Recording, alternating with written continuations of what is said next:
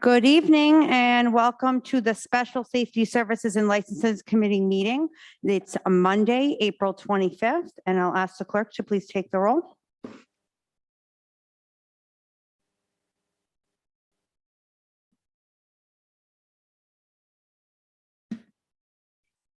Councilwoman Mazzulli, Present. Councilman Riley, Council Vice President Ferry, Councilwoman Jermaine, Present. Councilwoman Vargas, Present. Councilman Campiano, Present. Council President Paplaskas. Present. Okay, thank you. The first matter we have before us today is a victualling license and a public entertainment license, both new licenses for the Historic Park Theater LLC, DBA Historic Park Theater. I will ask if there is any public comment for or against these licenses on Zoom or in the audience today. See no public comment on Zoom. Okay, I see no public comment in chambers. I would ask if there's someone representing the Historic Park Theater to please come forward and state your name and your address for the record.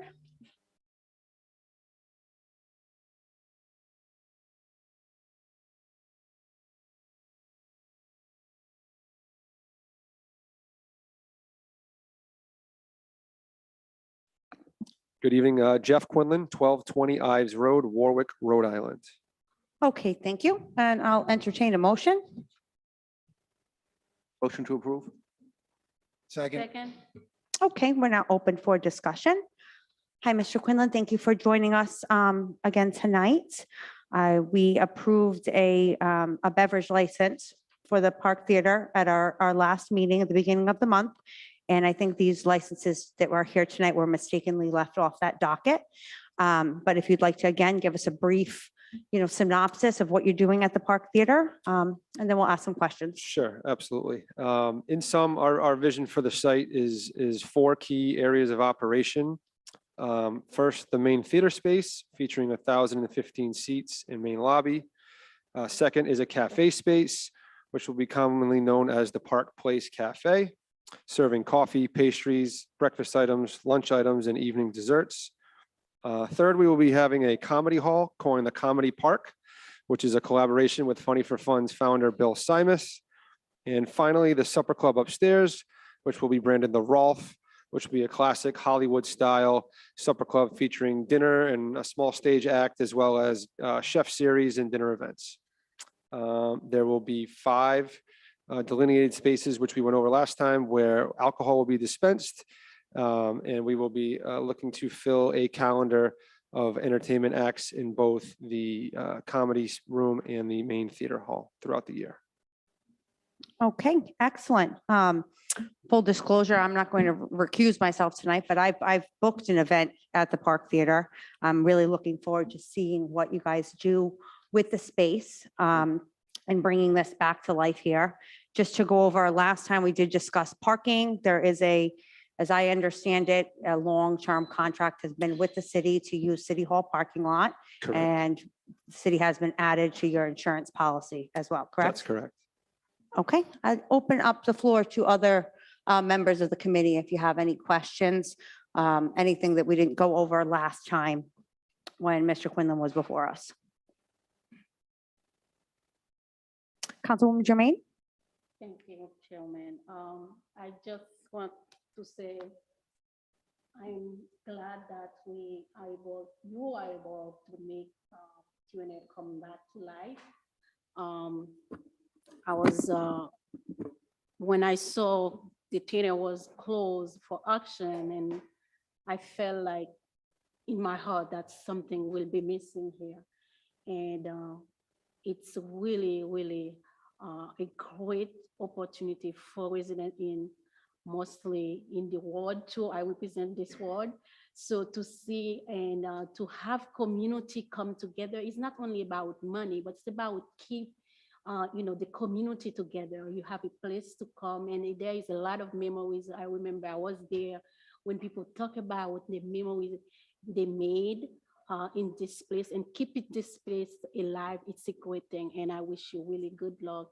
And I will be voting yes for this today. Great, thank you.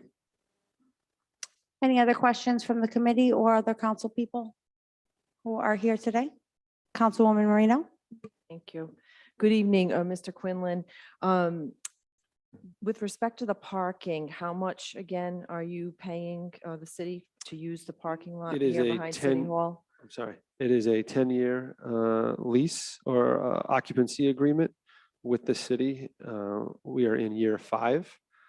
It is $1 per year. And that's a lease that we inherited in acquiring the property. And who held the lease prior? Do you remember the name of the company? 848 Park Avenue Associates, I believe, was the prior entity.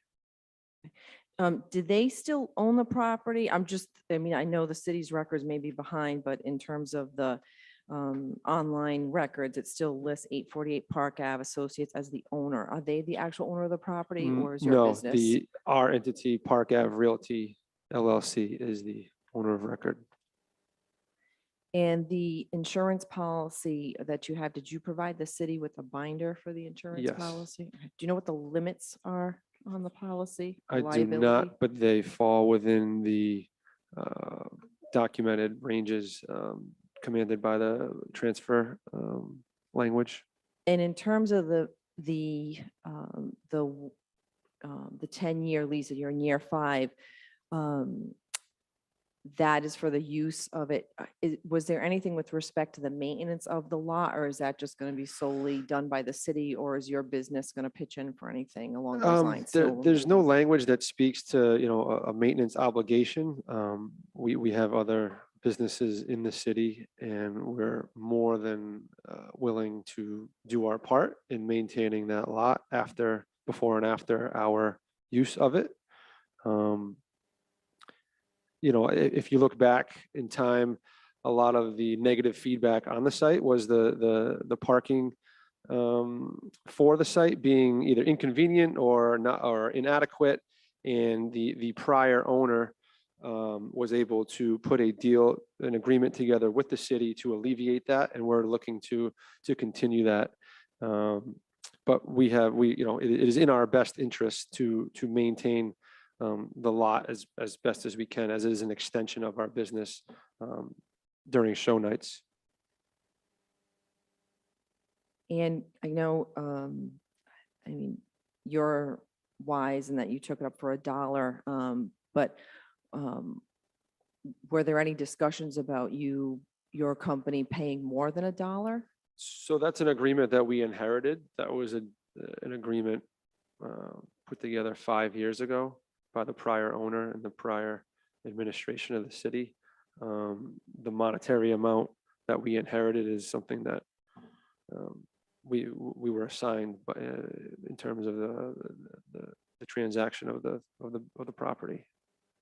So there weren't any discussions along those lines? No.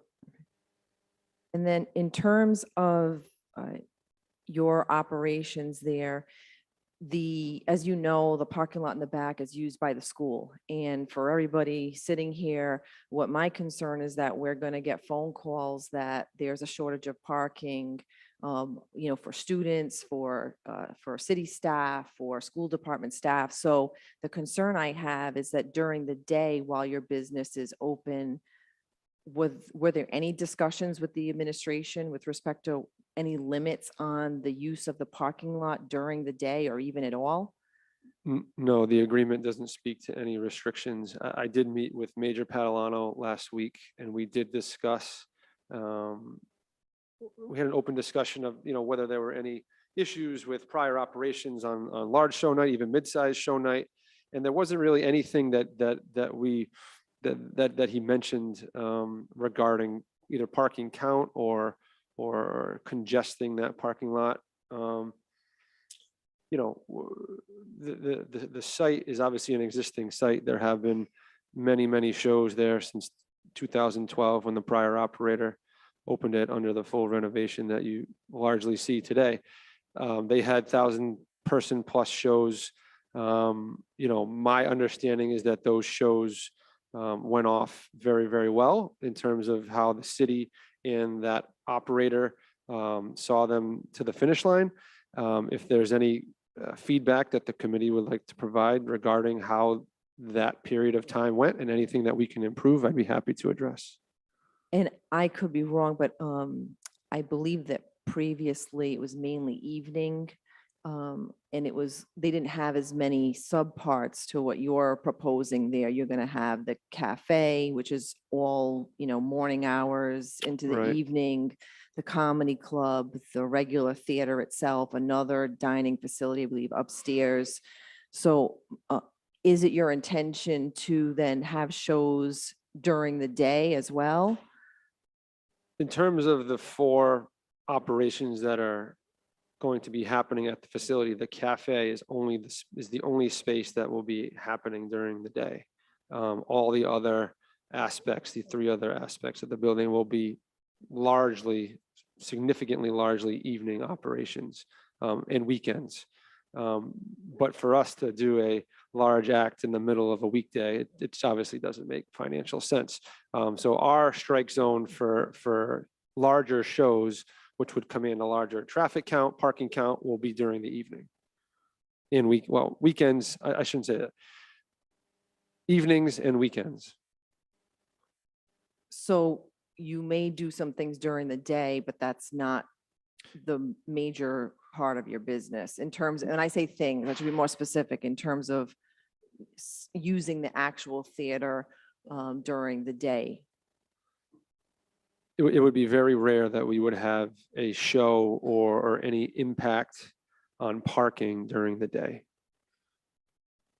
That's just my estimation. Obviously, being a new operator, we're learning every single day what the site and the facility dictates in terms of a response from us. But my instinct is that the daytime impact on parking will be very low. Would you be open to limiting the use of the parking lot to a certain number of spots during the day, particularly during the school year? I would be open to a discussion. Sure. I don't have anything further. I wish your business, success. I, went to that theater when I was a young child, so it's been quite a long time. And I wish you great success, and hopefully this will work out well. And it will be a positive attribute to the community. Like I said, I just have concerns about the use of this parking lot, and the rate of the $1, frankly, to me is just shocking. I don't blame you for, if you weren't receiving pushback to negotiate that more. I don't blame you for doing what's best for your business. But it's not something that I think is responsible. But thank you very much. Thank you. Thank you, Councilwoman. I just want to make known Councilman Riley is now present. Did you have any comments or questions? I did, and I apologize for being late today. And if someone hit on this, I'm happy that you guys are turning this around. It's a great thing for Cranston. I thank you and your partners for doing that. My one concern, I think, echoes what Councilwoman Marino was stating about the parking. Given what we're looking at in terms of finances for this coming budget year, things are tough. Things are tough for business owners. Things are tough for families. Things are tough for municipal governments. So would you and your partners, and you don't have to answer on the spot, but would you be willing to sit down in good faith to renegotiate that $1 per parking? I'd be willing to discuss it, and obviously we're here for the long haul, and there is a 10-year term on it. We're in year 5, so I would like to gain some comfortability with being present. Obviously, parking is a key component to our success there. So to answer your question, yes, I would be open to discussing. Thank you. I appreciate that. Any further questions from the committee? Council President? Yeah, I don't really have a question. Just gonna make a comment that obviously the use of the Park Theater being brought back and being filled really is an anchor, not only to Ralph Square in Ward 2, but to the whole city. So I'm really happy that that's going to be moving forward. As far as the parking, I don't think it's going to be much during the day, or if anything at all. There is parking out in front of the theater, and you said it was just a coffee shop. So I envision people pulling up, getting a bagel, coffee, and going to work. Because it seems to work with the spots in Ralph Square for the coffee shops that are there. So happy to see you guys open it up, and I will be supporting this application tonight. Thank you. Thank you. Councilwoman Vargas? Yes, thank you. I just had a quick question. Is there, you might have answered this at the last meeting, but if not, if you did, I apologize for being redundant on that. Are you charging folks that are coming to use the theater if they park at the city lot right here behind us? There's no. No, we're fee, not. right? No, we felt that it was important to include parking as part of the experience. As I mentioned, a negative feedback along the way has been the parking confines of the facility prior to the last operator coming to terms with the city. So it is in our best interest to make that stigma, deal with it as best as we can. And for us to charge for parking would go against that ideology. You. Just one other thing, I think it was actually mentioned, it's really actually not for, not a question really for you, Mr. Quinlan, but I think it was for the council president. Did we suggest that we add the schedule of events to our safety service meetings? Is that definitely going to happen, or should I repeat that at this meeting, make sure that it happens? Because I know we discussed it briefly. That's up to the chair, whether they want to do that, but I think Mr. Quinlan did meet with Major Padalano, so I would assume we would continue to get a list of events, so that way the committee's updated. That it be provided to the council like we Yeah. do with Patuxent, roads on the Patuxent and Correct. the other events? Yeah, Mr. Quinlan, there's a few venues in the city, large venues that provide their monthly schedules to the committee. That way the police department, the fire department, and also us can keep track of what you have going on. Are you okay with continuing to Yeah, submit the that's monthly not a problem. Is schedule? that through the clerk's office? Yes, please, through the Okay. clerk. You can just shoot an email with what Okay. the next month's schedule would be on a monthly basis. Not a problem. Thank you. Thank you, I'm all set. Excellent. Are there any further questions or comments? No? Okay, so then we just ask that you send the clerk the schedule of events, and if you have any further questions regarding fire or anything else, if you need to have a detail, depending on, I know they go through that with you, depending on how many people are at the venue, then feel free to let us know or ask any questions. Do you have any questions for the committee? I do not. I thank you all for entertaining this application. We're extremely excited to return this anchor to the city, as Council President mentioned. So thank you very much. Okay, thank you. If there's no further comment or questions, I'd ask the clerk to please take the roll. This is on the, can we do both of them at the same time or do them individually? Okay, so this will be for the victualling license. Councilwoman Renzulli, Yes. Councilman Riley, Yes. Councilwoman Jermaine, Yes. Councilwoman Vargas, Councilman Campiano, Yes. Council President Paplaskas. Yes, If I may interrupt, and I'm sorry, Yes, go ahead, Solicitor. Councilwoman Renzulli, I thought you said, I just want the record to be clear that you were recusing, but then you voted. No, I said I wasn't recusing. I Oh, was I'm just sorry. making, I I was just just wanted to make making that- known that I have a booked I event see, there. okay, I'm sorry, I didn't hear that. I just wanted to make sure the record wasn't confused. And by the way, we had a discussion on this. I don't believe there's any need for you to recuse. I think we discussed that. You're not gaining any type of special benefit or anything like that. And my understanding is you just disclosed it in the interest of open disclosure. Yes, I was and- just trying to be cautious. And I'm sorry, because I misheard. I thought you said you were recusing. My apologies. Okay. Am I okay? Yes. Okay. Do we need to entertain a separate motion for the public entertainment license? I'll Motion to entertain a approve. motion. Second. Any further discussion? There being none, clerk, please take the roll. Is that discussion? Councilman? What were the hours again? What hours would for the license, would it be till 1 AM, 2 AM? Yeah, the transfer of the licensing is a full BV, which is 1 AM in the city of Cranston. sorry. I know that in the last meeting, there was discussion that you guys would have a third party handling the parking lot. Correct. What time do you think that operation would cease at? Our main large shows will be going off in the 7 to 8 p.m. range. I would estimate that an exit for most of the patrons will be around 10:30, 11 p.m. With our parking management team guiding and directing that exit for those guests around that hour. Thank you. Last question. There's an event space other than the theater? There's just space there for events? Correct. You don't think there will ever be like events during the day, conferences, meetings, et cetera? There will be. Again, I imagine they will be very, very low impact. The main driver for attendance will be the large theater hall shows of 1,000 people plus.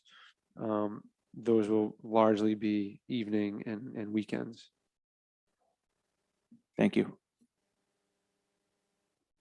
Any other questions? This is- Councilwoman? Thank you. This is on the entertainment now, correct? Yep. Because we were, okay, thank you. So just curious, the entertainment license will be to one, so is there probably music or lounge or anything happening where it's going to be used as a nightclub, live DJ, band coming in, playing till about midnight? so? The supper club upstairs and the cafe on the lower level. Well, let me back up. The supper club upstairs will be, yes, a venue that we will be pursuing activity 12 midnight to 1 a.m. The cafe will be an overflow area as well, post main theater room show. What time that exit looks like, again, we're trying to learn the ins and outs of the facility as we go here. But our application is for a full BV 1 a.m. license in order to give us some flexibility with learning the ropes of the site. Thank you. My only slight concern, and whether it was your business when it was 8:48 as well, was just me and being extremely, I don't know what kind of crowd or whatever it would be, but at 12:30, 1 o'clock, picking up their cars, going back to the back parking lot, residential area. I just have a slight concern on that Okay. end. But I hope that if there were any concerns that the constituents have in the area, we would be able to obviously bring it to your Absolutely. attention and be able to go on it. But there will be day events as well, right? Because I know you had said there Correct. wasn't earlier, now he said they are. No, So if just if you want to correct that. I was trying to effectively, express that the impact of the day events should be very, very minimal. The parking agreement does give us use of city parking, open-ended. There is no, restrictions to that. Again, that's an agreement that we inherited and were assigned in acquiring the property. And I'm happy to revisit that in order to make the agreement successful for both parties long-term. Thank you, Mr. Quillen. Just want to ask another follow-up question if possible. So the parking lot here at City Hall could be used even during the daytime when you have an event as well, during the weekday. The weekends, honestly, that's really not, I think as it's a city property, right? It was obviously Sure. concerning, but in general, it's not during the school time. It's not during Monday through Friday when City Hall is open. Right. But if hypothetically you were to have an event daytime on a Friday or so forth, right? Mhm. Would they be able, because of the agreement, they would be able to park in the parking lot here at City Hall, correct? Correct. And I'm willing to, put best efforts into coordinating those types of situations with the committee. Obviously, we want this to be a successful relationship. So, we do have an agreement in place with the city that we inherited. We're not looking to overstep it or understep it. But we don't want, our guests or the administration, upset with how things are playing out in practice either. So, again, I think we're going to learn as we go a little bit here. And I feel like if we have an open dialogue and, committed to, seeing the site work for everyone, I think that we'll be able to get there. Yeah, sure. And absolutely. I want to be able to actually see a business succeed, particularly with the building and the history that it has with the city. I know that I believe city employees who park in the lot have a sticker system. I'm not sure if the administration can confirm that or not. And so there's students, I don't think the students are even allowed to park in the lot during the daytime, Monday through Friday, at all. And the students themselves get a lottery-based parking ticket, I guess, so they can park as well. So are you giving, I mean, you can't give your patrons a little sticker to put on the car, or are you doing that? I'm just No. curious. No, On and how I it'll don't, work to I take guess away that would be a space question from for the city committee as to employees. how it went in practice before we, are here.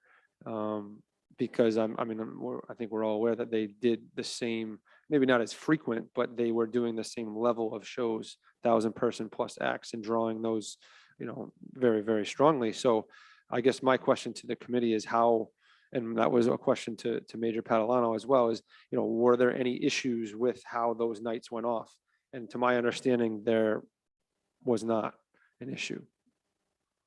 Oh, thank you. I will be voting for it, but obviously if there happens to be problems, there's questions or the concerns that would be brought up, whether they're in events during the day on a weekday. I'm not sure again how often that'll be.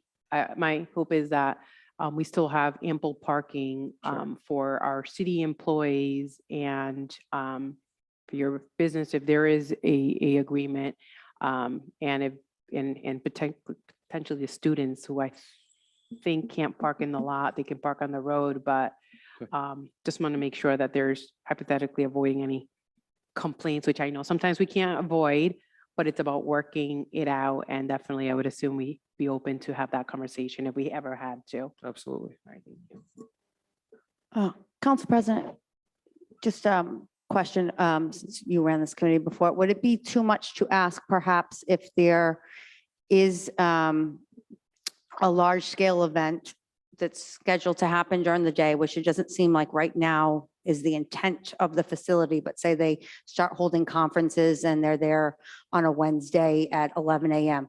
for us to maybe perhaps know about that type of event 2 months in advance instead of 1 month in advance, so we can address if it's going to be a parking issue, because that type of thing is going to be booked far in advance if it was some kind of conference or speaking engagement. And then if it's going to have an impact on our parking, we can address that. Yeah, I mean, there's certainly no limit to what can be submitted to us. It's the monthly schedules. So if you want to give us 2 months in advance, 3 months in advance, or if you know something's going to be coming up, that would be helpful. And just to remind everybody on the committee too, if this does become an issue, we can certainly show cause the applicant at any time. So we certainly have, recourse or to continue the dialogue. So I'm wondering, anyone who showed concern, if you think that would be helpful, because I think that it might be few and far between, and it probably wouldn't trouble them to let us know in advance. I think the bigger shows are going to be at night when no one is parking here anyway. Councilman? Thank you, Chairwoman. No, I agree. Something like that should definitely be in place. It doesn't really make sense, just a wide open agreement. I come here Monday through Friday during the day. That parking lot's pretty much already full. So if there's a conference, our city employees park first. Our teachers park first. Our people who need to come and access this building park first. So I don't know how or why this parking thing was just kind of slid past the goalie. And it's not your fault, sir, by any stretch of the imagination. It just doesn't really work. And this business, we want this to succeed and we want to do everything we can. However, I've lived in Cranston all my life. This business cannot succeed without parking. So therefore, in a contractual relationship, that's like just handing over your ace and saying, here, have a nice day. We have taxpayers to think about. We have residents to think about. We can't just be handing things off. I think there needs to be a fair something worked out. I hope the administration will work with the applicant on that. I'm absolutely going to vote for this, and I wish all the success in the world. I just want to make sure there's a little more specificity rather than just vagueness and anybody can do whatever they want. But that's all I have to say. So Mr. Quinlan, can you please do that when you have if there happens to be a large weekday event, just have that 2 months in advance versus the 1 month in advance of all the other events. I don't know if it will, be an issue or if that's, the intent, one of the, business, part of the business model or not. It seems to me like in the past, it's always been shows that were at night. So this might not be an issue, but if you could do that, I think that would please this committee. Very good. Yes, not a problem. Yeah. Councilwoman Jermaine? Thank you, gentlemen. My question is, do you receive any complaint about from the resident in the area? There was one outspoken woman that was here last time. I don't believe she's here tonight. I believe the crux of her feedback was the impact on traffic. Obviously, this is an existing site, and we're merely stepping into the shoes of a prior operator. We're not looking for a new license. We're just looking to continue what's been in place at this site for the past decade. That's why I want to make sure. I know last time when you came, there was not a lot of uproar for that project. So I want to just reiterate for public comment, for people knows that there at this day, there was not any more than one person that objected like slightly. Sure. Thank you, Councilwoman. Is there any, So based on the parking lot, do you have in the future, as you move forward, thinking about having additional parking? I don't know how that's gonna work out, but if you have any idea moving forward to make sure you have additional parking. Yes, that's a great question, and I should have mentioned, we have been in discussions with Crosstown Printing across the street about use of their lot during large show night. We have also been in discussion with Centerville Bank about a mutually beneficial arrangement where they would allow parking and they would have terminals in our facility. So yes, we are having conversations with our neighbors about increased parking for large show night. Thank you. I wish you good luck. Thank you. okay, that's excellent to hear about the conversations with the neighbors for more parking. Is there any further comment or questions concerning the entertainment license? Okay, there being none, I'll ask the clerk to please take the roll. Councilwoman Renzulli, Yes? Councilman Riley, Yes. Councilwoman Jermaine, Yes. Councilwoman Vargas. Yes. Councilman Campiano, Yes. Council President Paplaskas. Yes. Okay, thank you, Thank Mr. you. Quinlan. Okay, next we have a Dictualing license. This is a new license for the Parlor Creamery, Inc.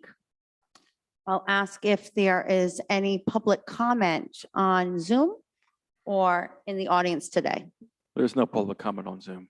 No public comment, okay. And then I will see, is the applicant here with us tonight? Hello. And before I have the applicant speak, I'll just entertain a motion. Motion to approve. And Okay, we're now open for discussion. I'd ask that you introduce yourself and give us your address as well. My home address? Your home address Okay, is fine. my Yep. name is Diana Lazowski. I live at, how's that better? Yeah. How's that better? Okay. My name is Diana Lazowski. I live at 32 George Waterman Road in Johnston. And I am here on behalf of my daughter, Alexa, who is the owner of the creamery. It is the old Frenchies, who unfortunately, I'm sure many of you know, has passed away recently. So my daughter and I are going to be taking over. It's a creamery in the front. There are about 30 seats in the back, if you will. We are going to serve baked goods, seasonal items, of course, ice cream. There is 24 parking spots, so there is ample parking. I don't even think you would need it off of the street. And that's kind of it. Okay, excellent. I'll open it up for questions or comments from the committee. Council President? First off, I just want to say, we're all sad when we heard what happened to Frenchie and Frenchie's. glad to see you're taking it over. Certainly look forward to it. It seems like it's the same use that it was before. Just, I don't know if you said your hours of operation. So our hours of operation are 12 to 10 PM, not 9 o'clock usually on the weekdays, and then maybe 10 o'clock on the weekends, Friday, Saturday, Sunday. Okay, so I will be in support of this application. Thank you. Thank you, Council President. Any other questions or comments from the committee? So I'll just ask, what, do you have any special programs they're going to be running here? I know that we had talked before about working, I think, with Make-A-Wish or Children's Wish Foundation. Okay, so one of the things is my daughter has in the past worked with the Tomorrow Fund, as well as some other organizations in Rhode Island. So we would like to contribute to the community, as well as have some of the kids from the high school be employees. But to answer your question, yes, we're hoping to do different flavors for different types of organizations, whether it is pet rescues or the Tomorrow Fund, A Wish Come True. We have utilized those services in our family, as well as having, family that have been patients. Excellent. As when you had mentioned that before, I thought that was an excellent idea, and it's always good to be involving the community. So I'm Yeah. definitely in support of this, and I wish you the best of luck. Yeah, we'd like to be a Cranston staple where kids, say, oh, remember at the parlor, or, we want to be a community place where people can, and families can hopefully come and talk to their children and put their phones down for a little while and have some ice cream. And And you plan to be open year-round, correct? yes, we will definitely be open year round. We'll do some gift baskets in the winter, and some other, farm to table items. Yes. Excellent. Thank you. Anyone else? Questions, comments? Councilwoman Marino? Thank you. I just want to wish you good luck. Thank you. And recipe for success, I'm sure, would be to make sure you serve coffee ice cream in Yes. Rhode Island. Yes, absolutely. But good luck to your daughter and you in this venture. Thank Thanks. you very much. I appreciate all of your time. Anyone else? Okay, if there's no further comment or questions, I'll just ask the clerk to please take the roll. Councilwoman Mazzulli, Yes. Councilman Riley, Yes.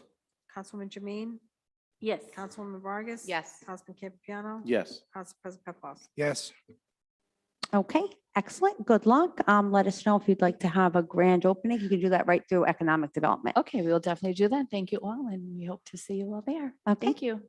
Have a good night. Okay. Moving on to miscellaneous business. I will entertain a motion. I'll make a motion to go into executive session pursuant to RIGL 4246.5 A2, update regarding pregame lounge 349 Ave. Second.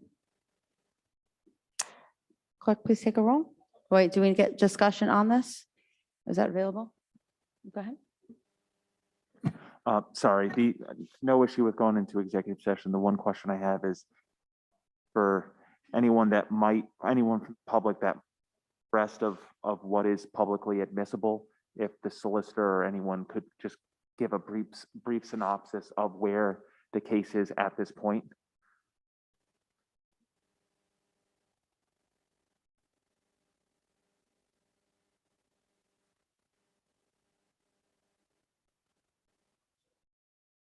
Oh, quite all right, Mr. Solicitor. I was just wondering, before we go into executive session, to the extent that is publicly admissible, if you could just, a brief on where we are at this point with, that the public can be aware of this case.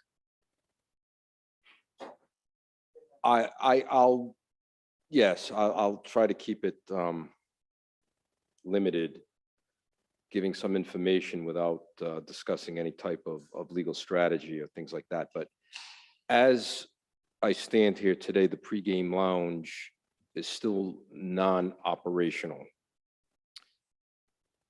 They had indicated that they wanted to reopen this past weekend. They took some steps toward doing that, and then for whatever reason, they decided not to and actually pushed it off to next weekend. The Department of Business Regulation gave them what's called a temporary stay of the revocation of just the liquor license. The entertainment license remains revoked, and I'm going to discuss that more when we go into executive session. So as of right now, they are very limited in how they can operate. There are conditions that were placed on the license by Department of Business Regulation. That's a matter of public record. Anybody can access that. In essence, they have to close an hour earlier on Friday, Saturday, Sunday. They have to have a 2-policeman detail. They had to submit a safety plan to the Department of Regulation, as well as a violence prevention plan prior to reopening. And I believe they've submitted those documents. And so, as I said at the beginning, they are operating, but on a very limited and controlled basis. And the emphasis is on temporarily. There is going to be a full hearing at the Department of Business Regulation. It's scheduled for May 18th. And that will determine whether the stay, which is in effect right now to let them operate, will become essentially permanent, or if the Department of Business Regulation will revoke the liquor license. That's about all I can say. Okay, any other comments? I'd just like to acknowledge that Councilman Ferry is now present. And if we have no further questions or comments, we can just vote to go into executive session. Councilwoman Renzulli, Yes? Councilman Riley, Yes. Council President Ferry, Yes. Councilwoman Jermaine, Yes. Councilwoman Vargas. Yes. Councilman Campiano, Yes. Council President Paplaskas. Yes.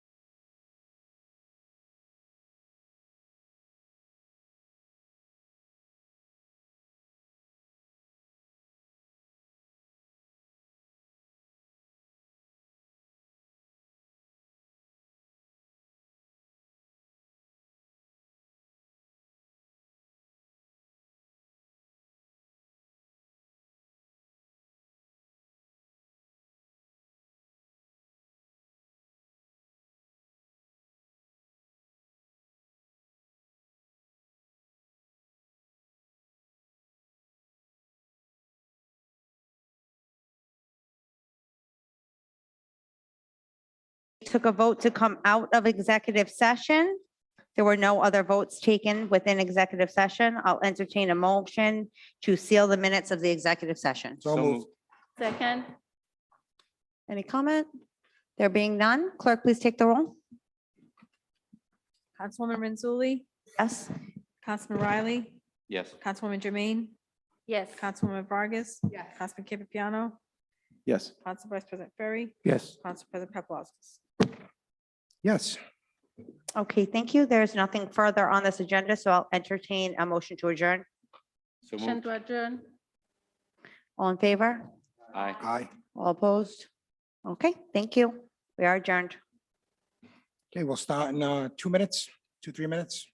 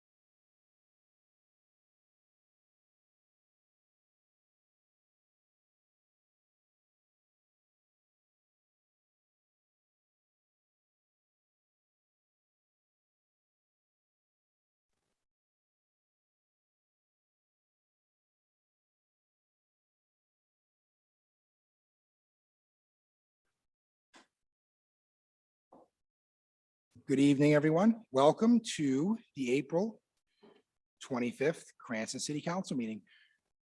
Madam Clerk, will you please take the roll?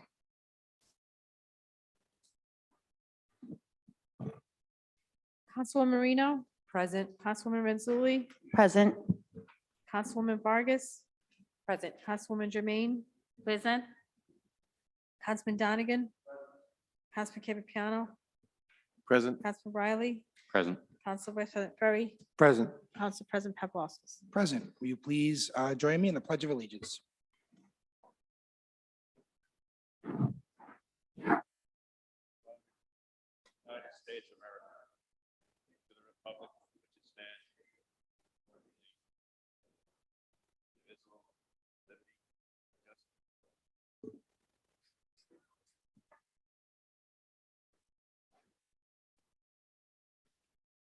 Okay, thank you very much. Moving on to the minutes of the last meeting. I'll entertain a motion to dispense with the reading and accept the minutes of the last meeting. So moved. Second. Any discussion on the minutes?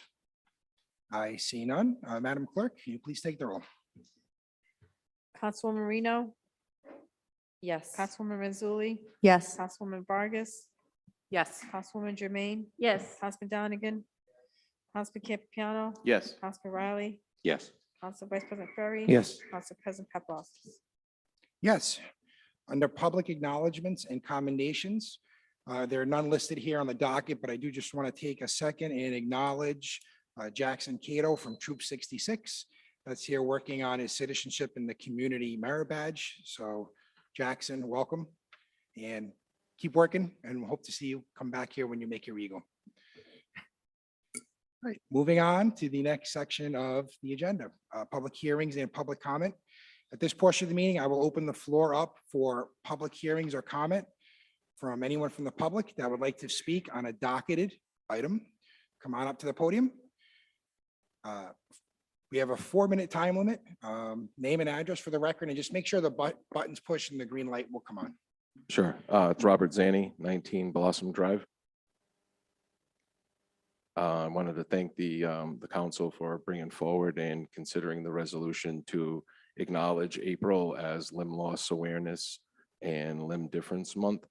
This is a bill that's being passed across the country to bring awareness to people living with limb loss. It's powered by the Amputee Coalition of America, nonprofit organization. I lost my foot in 2013 on a freak freak lawnmower accident.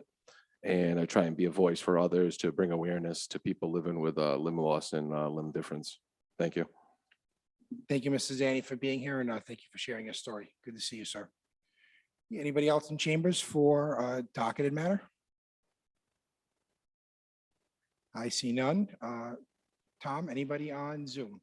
Yes, account name Roy Witt. Okay. Mr. Witt, the floor is yours. Thank you very much. Can you hear me all right? We can hear you. Yeah, thank you so very much for allowing me to speak about this matter regarding the proposal for a litter ordinance. I've been speaking with Ms. Jermaine over the past few months, and it's been a great pleasure to work with her. But several years ago, Cranston was voted one of the nicest places and safest communities in the United States to live, and that's something we should be proud of as residents of Cranston. But one thing that we should not be proud of is the litter and stuff that's being distributed on our streets throughout Roth Square and Park Avenue and Pontiac.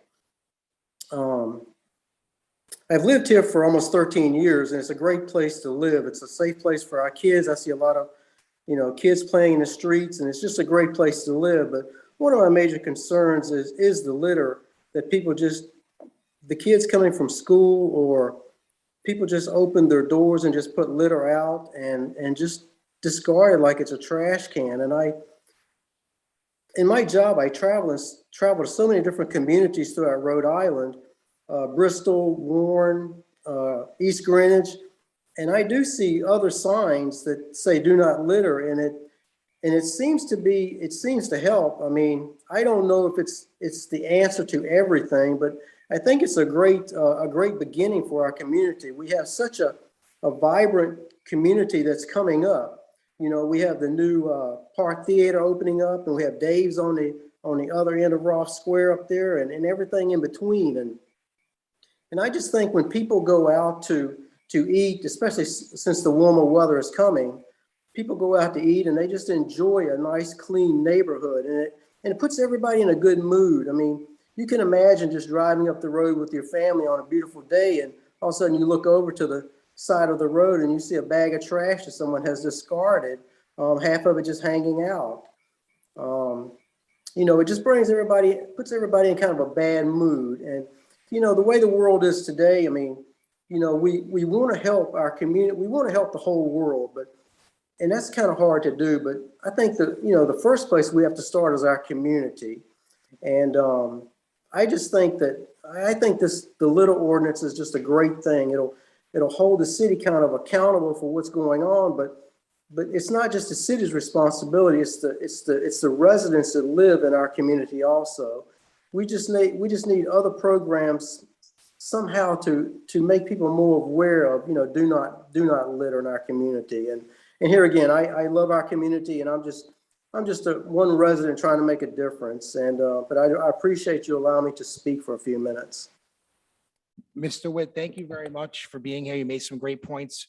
Just want to let you know that's not being heard tonight. That's going to be heard on May 12th at the ordinance committee meeting. So if you come back on May 12th and Okay. give us your testimony again, that would be great. Oh, thank you very much. Have a good night. Thank you, Ms. Witt.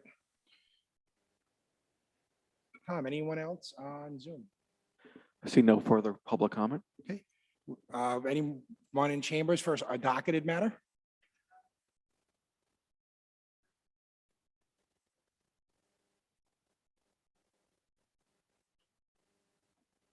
Is it under new business? Anything that's under new business will be heard on the date that's listed. You can certainly come up under the second portion of the meeting, public comment for undocketed items, but there will be a hearing on the date it's on the list for today. Then come on up. Which ordinance is it? Come right up to the microphone and just make sure the green light is on, please. The green light is on. N- Sure.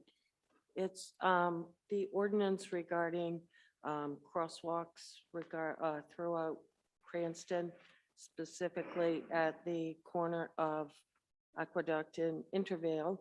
It was introduced by, I'm sorry, I've never done this before, so You're doing fine. my name is Linda Zavislak. I'll spell it for you. Where is that? Zebra, AWIS like Sam, LAK.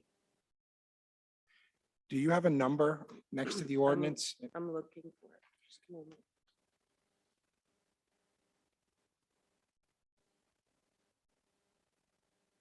Looks like 4-22-06. Ordinance and amendment of chapter 10.12.250. I believe that's the correct one. Ma'am, I have it. That's actually going to be heard on May 12th as well. So it's not up for a hearing this evening.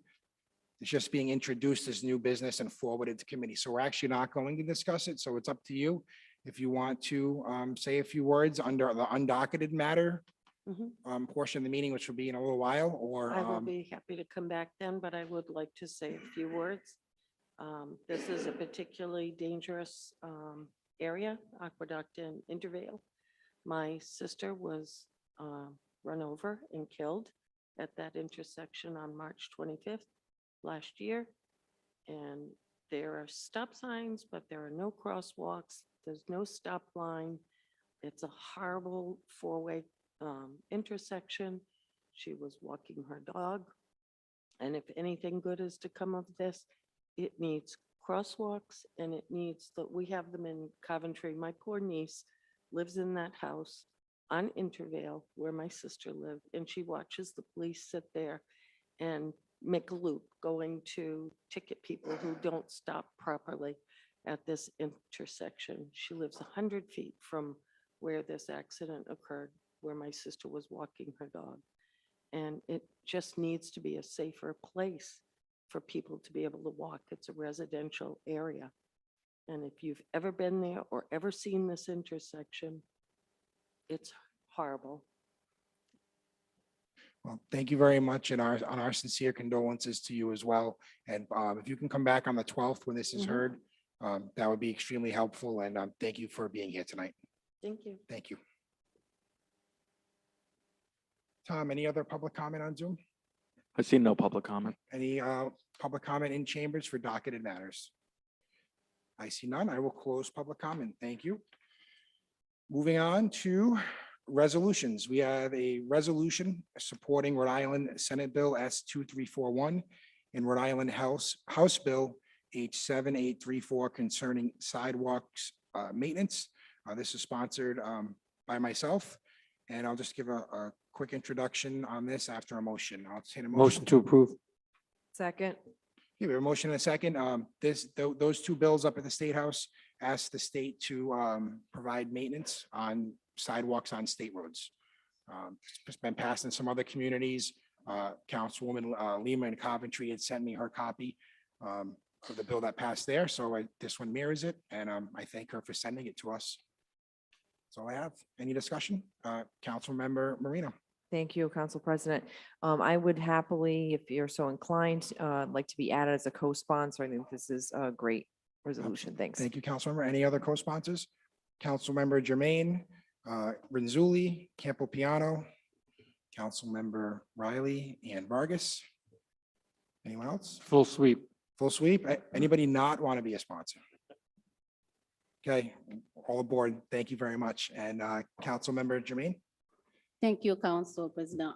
This is a great resolution because sidewalk, that's something I'm really working on and have question. And we do have question coming up in the public committee meetings coming up because I always question, the liability of resident that has to clean their sidewalks. And it was really confusing to know you have to clean your sidewalk and something happened, do you have the responsibility to take care of that? And having the state take care of sidewalk, it's gonna be really the great relief for the resident. And thank you for bringing that up. So I'm happy to, if you allowed me to be a co-sponsor. Everybody's a co-sponsor. Thank you very much. Thank you for your comments, Councilmember Jermaine. Any other comments? I see none. Madam Clerk, please take the roll. Councilwoman Marino, Yes. Councilwoman Renzulli. Yes. Councilwoman Vargas, Yes. Councilwoman Jermaine, Yes. Councilman Donegan, Councilman Campopiano, Yes. Councilman Riley, Yes. Council Vice President Ferry, Yes. Council President Paplas. Yes. Resolution passes. Next, we have a resolution supporting limb loss in Limb Difference Awareness Month, sponsored by Council Vice President Ferry. I'll entertain a motion. Motion to approve. Second. We have a motion and a second, and Council Vice President, the floor is yours. I'll be quick. Seeing that April is being recognized nationally as Limb Loss and Limb Difference Awareness Month, I felt it was appropriate that the city council be aware of this, and we encourage our citizens to learn about and help to alleviate the obstacles that people living with limb loss and or limb difference must overcome to reclaim their lives. There are over 2.1 million Americans living with limb loss and limb difference, and over 500 Americans lose a limb every day in this country. So I encourage passage of this resolution. Thank you, Council Vice President. Any questions or comments from council members? Councilmember Vargas. Thank you, Council President. Vice President Ferry, I'd like to be added as a co-sponsor on this if it is possible. Thank you for introducing this resolution. We just heard the gentleman come before us, so if you don't mind, I'd like to be added as a co-sponsor. Absolutely. Thank Anyone you. else? Full sweep, I think full sweep, all aboard. all aboard. Okay, any other questions or comments? I'll just make one quick comment. The gentleman that spoke a few minutes ago, his name is Rob Zanni. He's a very good friend of mine. He was helping me canvass when I was campaigning 2 years ago. And I did not know that he had a limb loss until I went to his house the next day to drop something off, and he was sitting in the backyard with shorts on. So it's possible for people with limb loss to live a normal life, and this is what he's trying to help people, other people do. So he's a stand-up guy. Thank you. Any other comments? I see none. Madam Clerk, please take the roll. Councilwoman Marino, Yes. Councilwoman Renzulli, Yes. Councilwoman Vargas, Yes. Councilwoman Jermaine, Yes. Councilman Donegan, Councilman Campopiano, Yes. Councilman Riley, Yes. Council Vice President Ferry, Yes, Council President Paplas. Yes. Okay, thank you. resolution passes. Thank you, and thank you, Mr. Zanni. Thank you. You don't have to stay unless you want to. The Vice President's whispering, he can leave. Thank you. Next, we have report of committees. It looks like the only committee we have reports from tonight is the Finance Committee, so I will turn this over to Council Vice President Ferry for the introduction of the items. Thank you, Council President. First, we have an ordinance ratifying the school committee's collective bargaining agreement with the Rhode Island Laborers District Council 1322 Bus Drivers Unit. This passed in committee, and I urge passage tonight. Thank you, Vice President. I'll entertain a motion on 3-22-01. Motion to approve. To approve. Second, We have a motion and a second. Any discussion? I see none. Madam Clerk, please take the roll. Councilwoman Marino, yes. Councilwoman Renzulli, Yes. Councilwoman Vargas, Yes. Councilwoman Jermaine, Yes. Councilman Donegan, Councilman Campiano, Yes. Councilman Riley, Yes. Council Vice President Ferry, Yes. Council President Paplas. Yes. Next, we have a resolution FY 2023 state budget allocation for funding Cranston Public Libraries, sponsored by Council President Paplaskas, Councilman Donegan, co-sponsored by Councilwoman Jermaine, Vargas, Marino, Renzulli, Riley, and Campo Piano, and I was not present at that meeting, so I would like to be added to that if possible, and I assume it passed at that meeting. It did, and we'll definitely add you, Vice President, as a co-sponsor. I'll entertain a motion for this resolution. Motion to Motion to approve. approve. Second, We have a motion and a second. Any discussion? There being none, Madam Clerk, please take the roll. Councilwoman Marino, yes. Councilwoman Renzulli, Yes. Councilwoman Vargas, Yes. Councilwoman Jermaine, Yes. Councilman Donegan, Councilman Campiano, Yes. Councilman Riley, Yes. Council Vice President Ferry, Yes. Council President Paplas. Yes. Next we have a resolution authorizing real estate tax abatements. I'll entertain a motion on the real estate tax abatements. Motion to approve. Second. We have a motion and a second. Any discussion? I see none. Madam Clerk, please take the roll. Councilwoman Marino, Yes. Councilwoman Renzulli, Yes. Councilwoman Vargas. Yes. Councilwoman Jermaine, Yes. Councilman Donegan, Councilman Campiano, Yes. Councilman Riley, Yes. Council Vice President Ferry, Yes. Council President Paplas. Yes. Next, we have a resolution authorizing motor vehicle tax abatements. I'll entertain a motion for the tax abatements. Motion to approve. Any discussion? Seeing none, Madam Clerk, please take the roll. Councilwoman Marino, Yes. Councilwoman Renzulli, Yes. Councilwoman Vargas, Yes. Councilwoman Jermaine, Yes. Councilman Donegan, Councilman Campiano, Yes. Councilman Riley, Yes. Council Vice President Ferry, Yes. Council President Paplas. Yes. Next, we have tax interest waiver approvals. I'll entertain a motion on the approvals. Motion to approve, Second. Any discussion? Seeing none, Madam Clerk, please take the roll. yes. Councilwoman Renzulli, Yes. Councilwoman Vargas, Yes. Councilwoman Jermaine, Yes. Councilman Donegan, Councilman Campiano, Yes. Councilman Riley, Yes. Council Vice President Ferry, Yes. Council President Paplas. Yes. And last, we have ordinance 32203, transferring appropriations and amending the budget for the fiscal year commencing July 1st, 2021 and ending June 30th, 2022, administration position changes, Public Works Director, General Fund, sponsored by Mayor Hopkins. Thank you. I'll entertain a motion on 3-22-03. Motion to approve. We have a motion to approve. Do we have a second? Second. We have a motion and a second. Under discussion? Seeing, Councilmember Vargas? Thank you. This is on 32203, correct? Correct. Make sure. Thank you.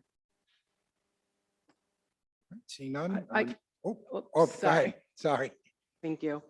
I'm not a member of the Finance Committee, so clearly that evening I was not able to vote whether it was a yay or a nay on this. And while I did ask a few questions in terms of trying to find some level of funding in terms of this position increase, I did say that day, that evening, that I would not be able to support this if at all to Mr. Bernardo, who I think might be here this evening. And I said it was nothing towards him, nothing about his qualifications. By all means, he has all of it, and he did come before us and did state that he was not taking health insurance.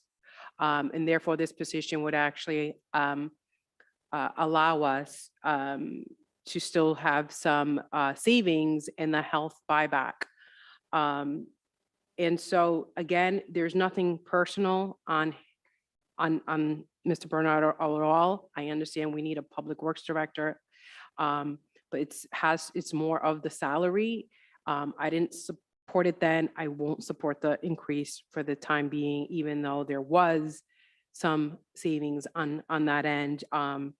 It's on the next item on the agenda is not going to move on that, but I will be supporting it. I just unfortunately am not able to support the salary, the transferring of the appropriations to increase the salary for Mr. Bernard. And again, there has nothing to do with him. I just don't think the time is right. And I did ask if he would consider the salary being increased maybe next year. And unfortunately, he said he would not be able to take the decision if that was the case. But I understand we need a public works director. I don't want to be redundant, but nothing personal on him. I just can't support that salary increase right now. Thank you. Thank you, Councilmember Vargas. Any other council members? Councilmember Jermaine. Thank you, Council President. Unfortunately, I was not at the meeting for this. Oh, I was not at the meeting, and I'm not a member of the Finance Committee. So I will not be voting yes on this as well. Councilmember Jermaine, do you mind removing your mask so the stenographer? Thank you so much. Sorry. Yes, I'm not a member of the Finance Committee, and unfortunately, I was not in attendance at this meeting. So that's why I would not be able to vote yes on this. Thank you, council member. Any other comments from council members?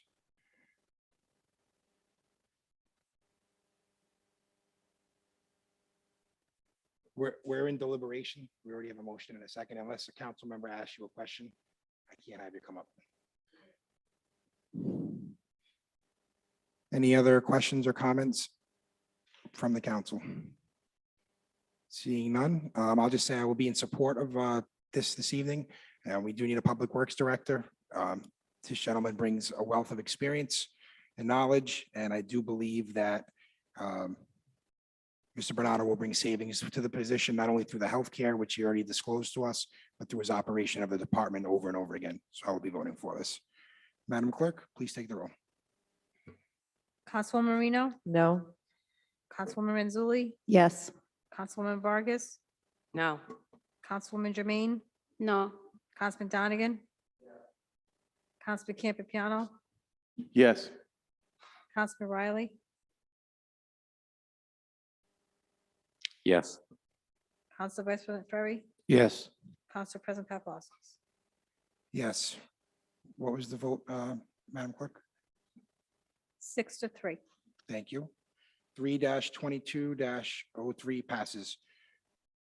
Vice President, we have one more on your Oh, agenda. I'm sorry. I lost track.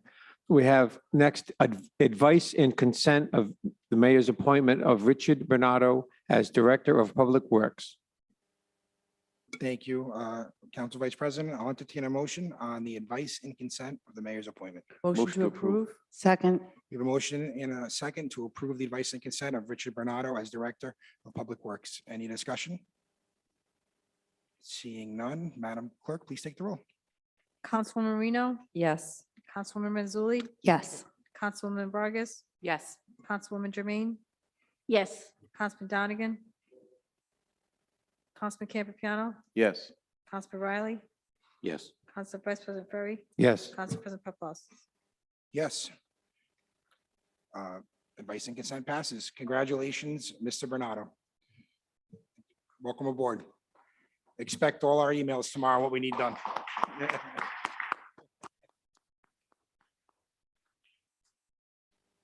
That concludes finance. That concludes the finance and the report of committees. Moving on to public comment for undocketed items. Is anybody that would like to speak? Come up to the podium. Come on up, name and address for the record, and try to limit your comments to 4 minutes. Okay, hi. My name is Crystal. Last name is Krug, Krug. My address, 111 Marlow, that's Marlow Street, Apartment 2, Cranston, Rhode Island, 02920. I've got a quick question, which I think I heard you address earlier. I got a lot of back and forth. First off, I had a lot of difficulty getting the phone number that I needed to call. But I found a phone number for the Rhode Island DOT to street sweep on Plainfield Pike. I know this might seem like a simple matter, but I'm at a city council meeting asking about it. So I called the phone number. Long story short, who could help me with getting this two-part? One, Plainfield Pike from about Walmart down to Atwood Avenue, street swept.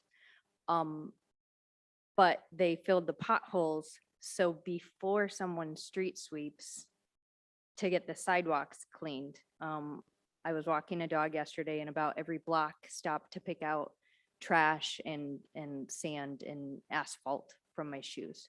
So that's my only question. I know that it's all over the city, but just the sidewalks, please, before and then the street swept. So that's my question. Who do I need to talk to, or Well, how does that happen? I would just say, send any of the council members here an email. There are 3 citywides. You could also send me an email. All our information is on the city website. We can flip that to the Director of Constituent Affairs, who can request DOT to come out and do that.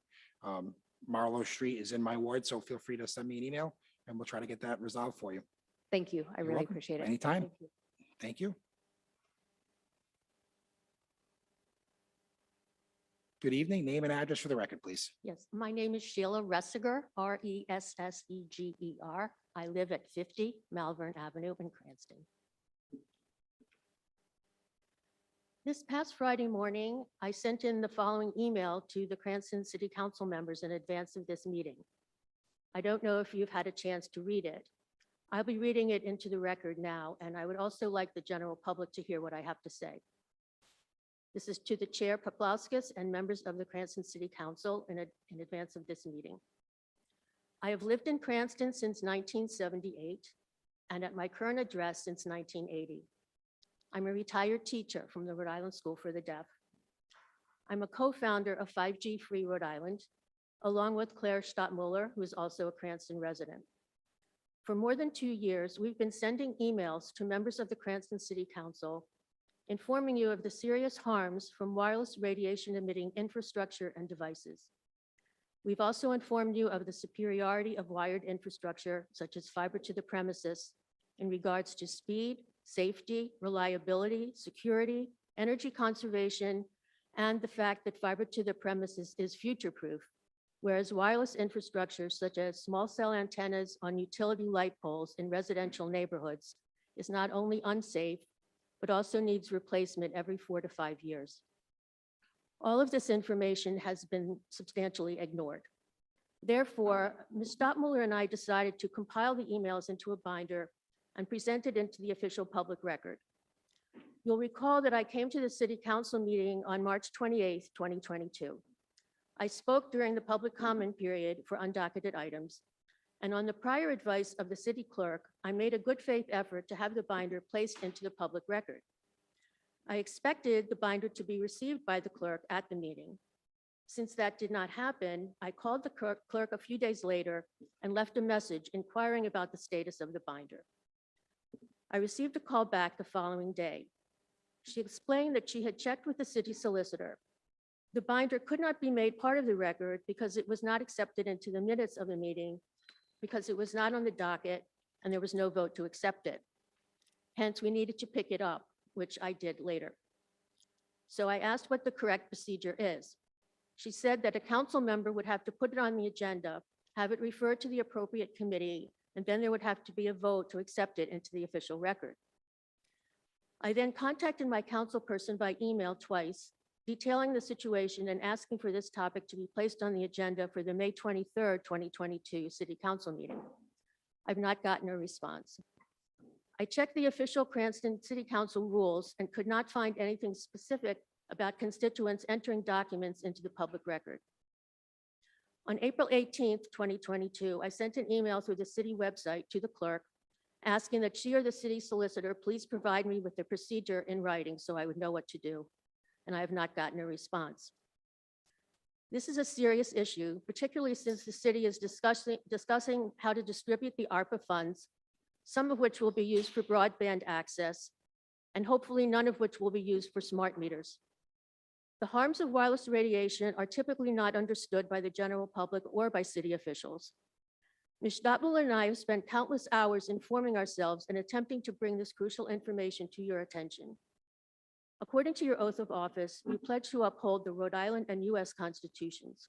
Therefore, public safety and security should be your #1 priority. Please put my request for entering the 5G Free Rhode Island binder into the public record on the agenda for the May 23rd, 2022 meeting so that it can be referred to the appropriate committee and come before the council for a vote. I ask, please respond to this email and let me know if this topic will be on the May 23rd meeting agenda, and I have not gotten a response. Thank you. Thank you. Anybody else in chambers for public comment? Seeing none. Mr. Lima, anybody on Zoom? I see no public comment on Zoom. I will close public comment for undocketed items. Moving on to election and/or appointment of city officials.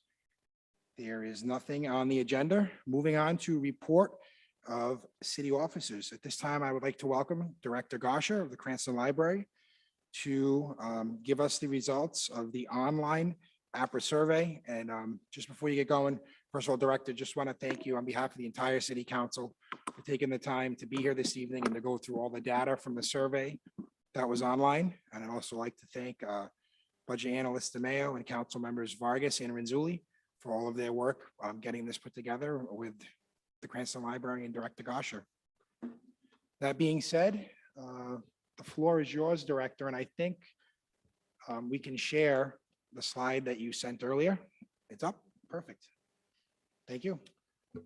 Thank you, Council President. Good evening, council members. I'm going to apologize in advance if I cough a little bit during this presentation. I have a nagging cough that it's not gone away for about a month and a half now. If we could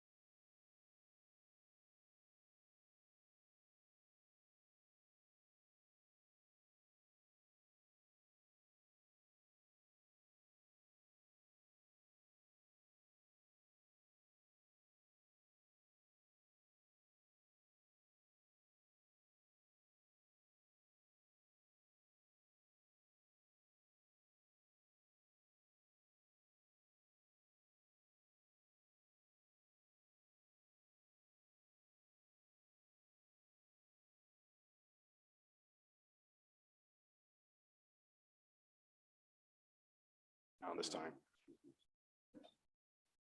You know what I'm gonna do? I'm gonna take a 5-minute recess. I'm gonna try to work this bug out, and we'll come back. I don't want anybody to miss the opera presentation, so. Mic check 1, 1, 2. It's working in here, but we're not hearing it on. Well, I'm just gonna call for a 5-minute recess. All right, we're in recess till we figure this out.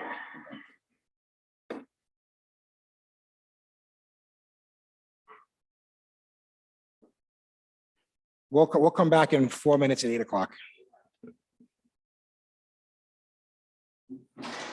I'd rather get it right and make sure we're good.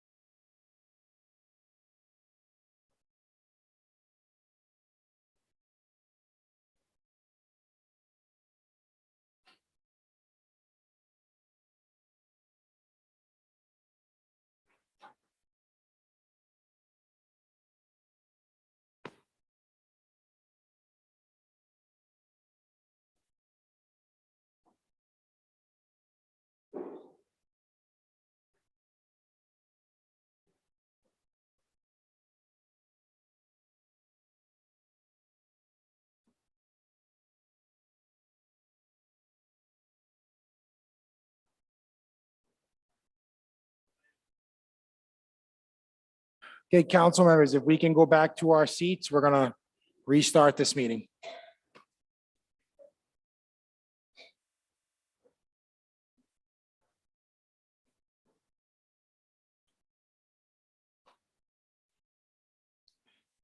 All right, I'll call the Cranston City Council meeting back to order. Director Garsha, thank you for bearing with us. So we had an audio problem when we shared the screen of the slides. For some reason, it took away all the audio. So I don't think we're going to be able to share the slides, but we'll make it available online.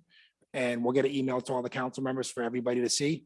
But Director, if you want to start again and go through it, that would be great. Okay, I will Thank do you. that. Thank you, Council President. Good evening, members of the City Council. So I'm reporting today on the survey that the City Council created and asked the library to manage through the month of March for ARPA funding. The survey was created by the council and used using the Surveycate service, and it was disseminated online over various social media and communications channels from council members, the administration, and other city agencies. It was available in both English and Spanish, and the English version received 1,241 total responses, and the Spanish version received 3 total responses. We actually had a completion rate of 89.9%.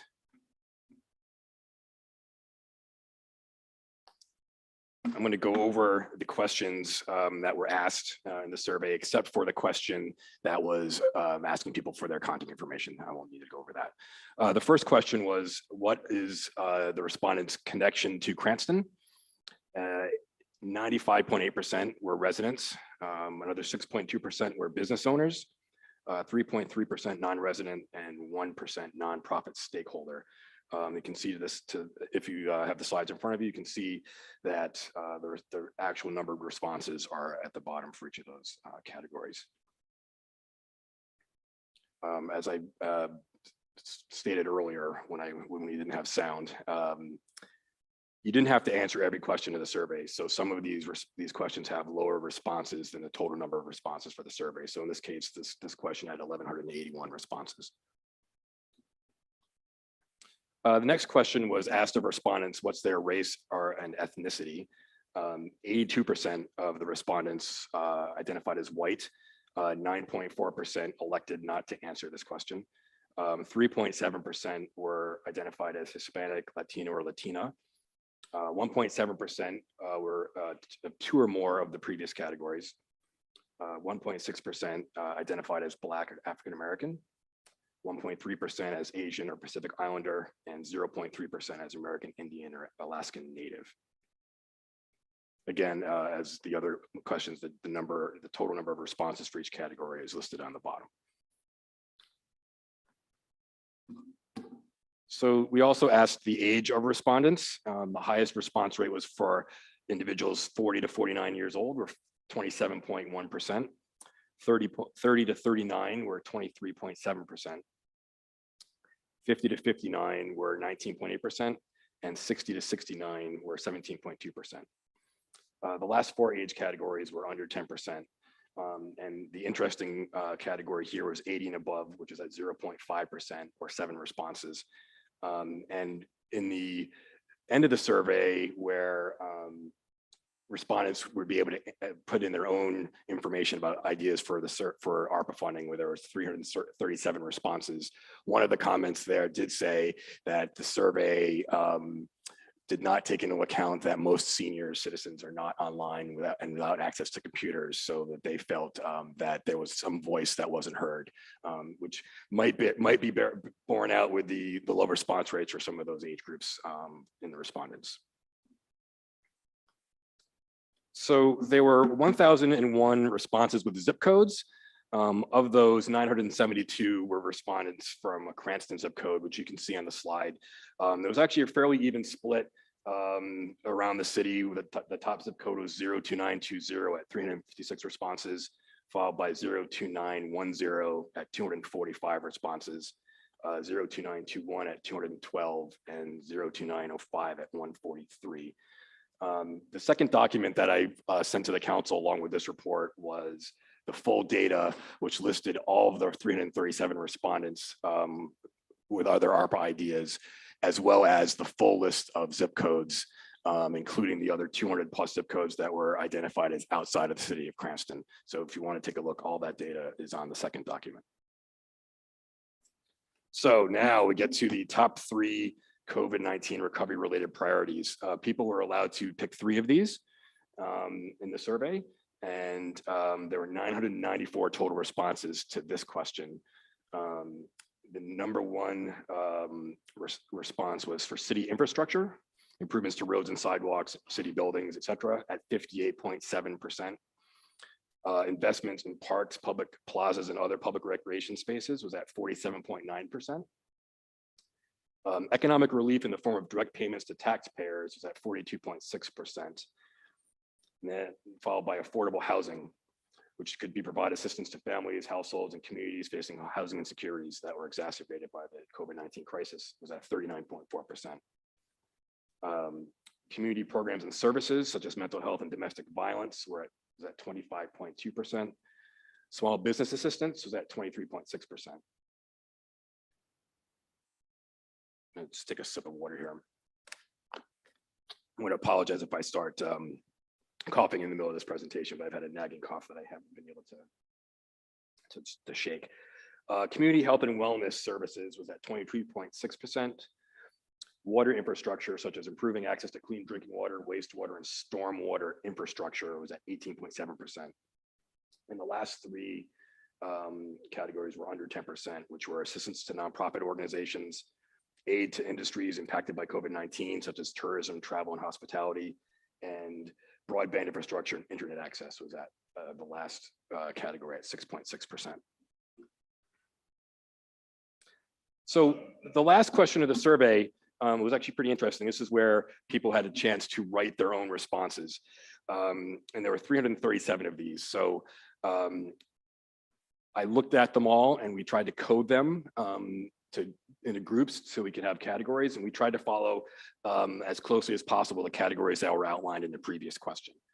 Again, all of the responses are in that other document if you wanted to go and actually read through them. But I outlined here the 5 most recent frequently mentioned topics. And the first one was parks and recreation, sports, and open spaces. There were 80 responses having to do with improved public spaces in the city of Cranston. These range from improving our parks and sports fields. There was a lot of responses about better public access to fields, more parks and open spaces in general. And some of the top themes mentioned were building an indoor sports recreation center or sports complex, such as communities such as Johnston and East Providence were frequently mentioned in the 25 responses for building a sports complex. There was definitely some responses about purchasing land for more open space, including the Mulligan's golf site. And also there was frequently mentioned reopening Budlong Pool as a way to use ARPA funds. The second most frequently mentioned topic was schools. And some of the respondents said schools wasn't necessarily called out in the previous slide as an actual topic, even though you could call it as part of the infrastructure or some of the other ones. But there were definitely a lot of responses for 2 different school categories.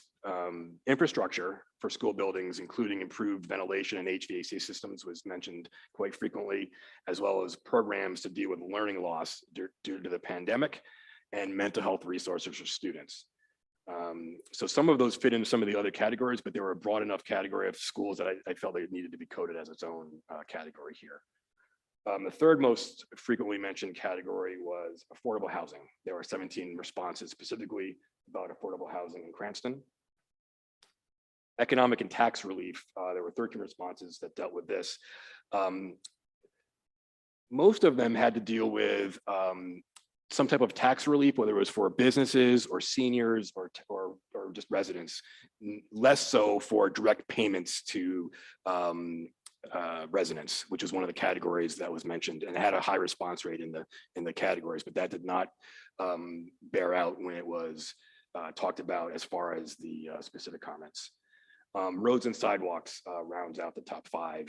There were 13 responses concerning repairing roads and sidewalks throughout the city. Some of the comments mentioned specific streets or neighborhoods, and others were just general comments about the sidewalks and roads for the entire city. Other themes that didn't make the top 5, but that were mentioned in, say the top 10, 15 were planting trees, climate change, preparedness, and sustainability, some type of small business assistance, resiliency and energy efficiency of city buildings, water infrastructure, including stormwater, sewers. Some of those projects were mentioned, and library funding was mentioned, and we didn't put those in ourselves, but that was mentioned in the top 10, as well as assistance to seniors, food insecurity, and public safety funding for both police and fire were mentioned, and so that rounded out the remaining high frequency topics. So That's a good report on the survey results. You all have this document as well as the full responses with the zip code that I mentioned earlier. So if there's any questions, I can try to answer them. And otherwise, that's the report. Well, thank you very much, Director, and try to keep your comments limited. Obviously, Director Gosher isn't an opera expert, so just limit them to the survey questions. But certainly, Director, we thank you for taking this on, helping us out. It means a lot to us. And we will get that report posted online. I know there's some links on the agenda now, but we'll get all the slides put up too that gave us the technical difficulties this evening. So, Councilmember Vargas, do you have a question? Thank you, Council President. It's not a question. I just wanted to say thank you, Director, for being the facilitator on the survey.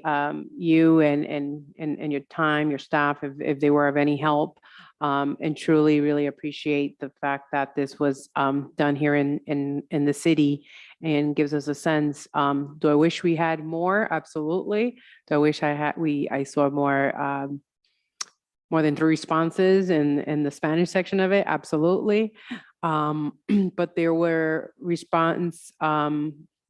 there was still representation that we did see on the survey component, on the English component of it.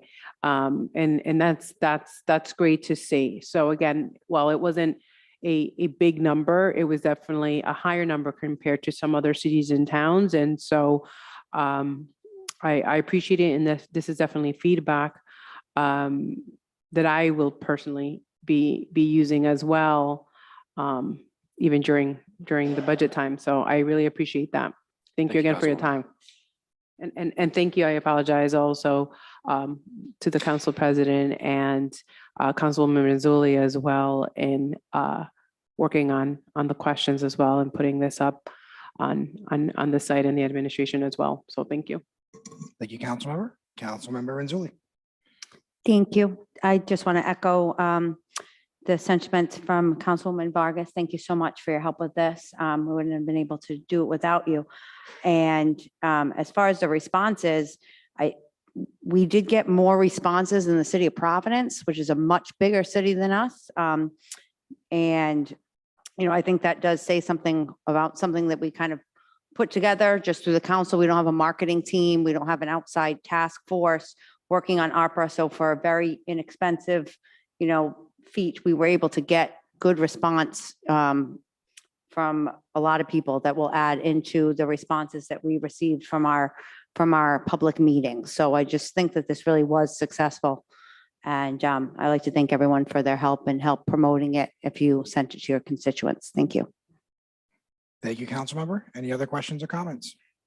Seeing none, Director Gasha, thank you very much. And thank you for your patience this evening and for helping us make it happen. Thank you. Have a good evening. Thank you. And your resolution passed tonight. Thank you, Council President and the rest of the council for passing that resolution. It's really important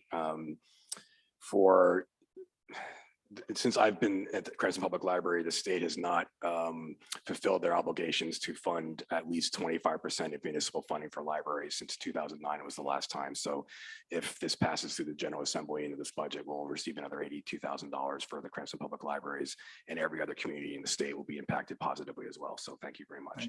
Thank you, Director. Okay, moving on to executive communications.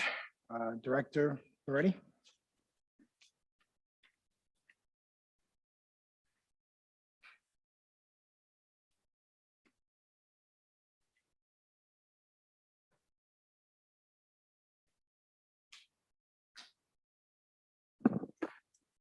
The administration would like the advice and consent and reappointment of John Wiggins as a member of the Conservation Committee, expiring October 22nd, 2024, please.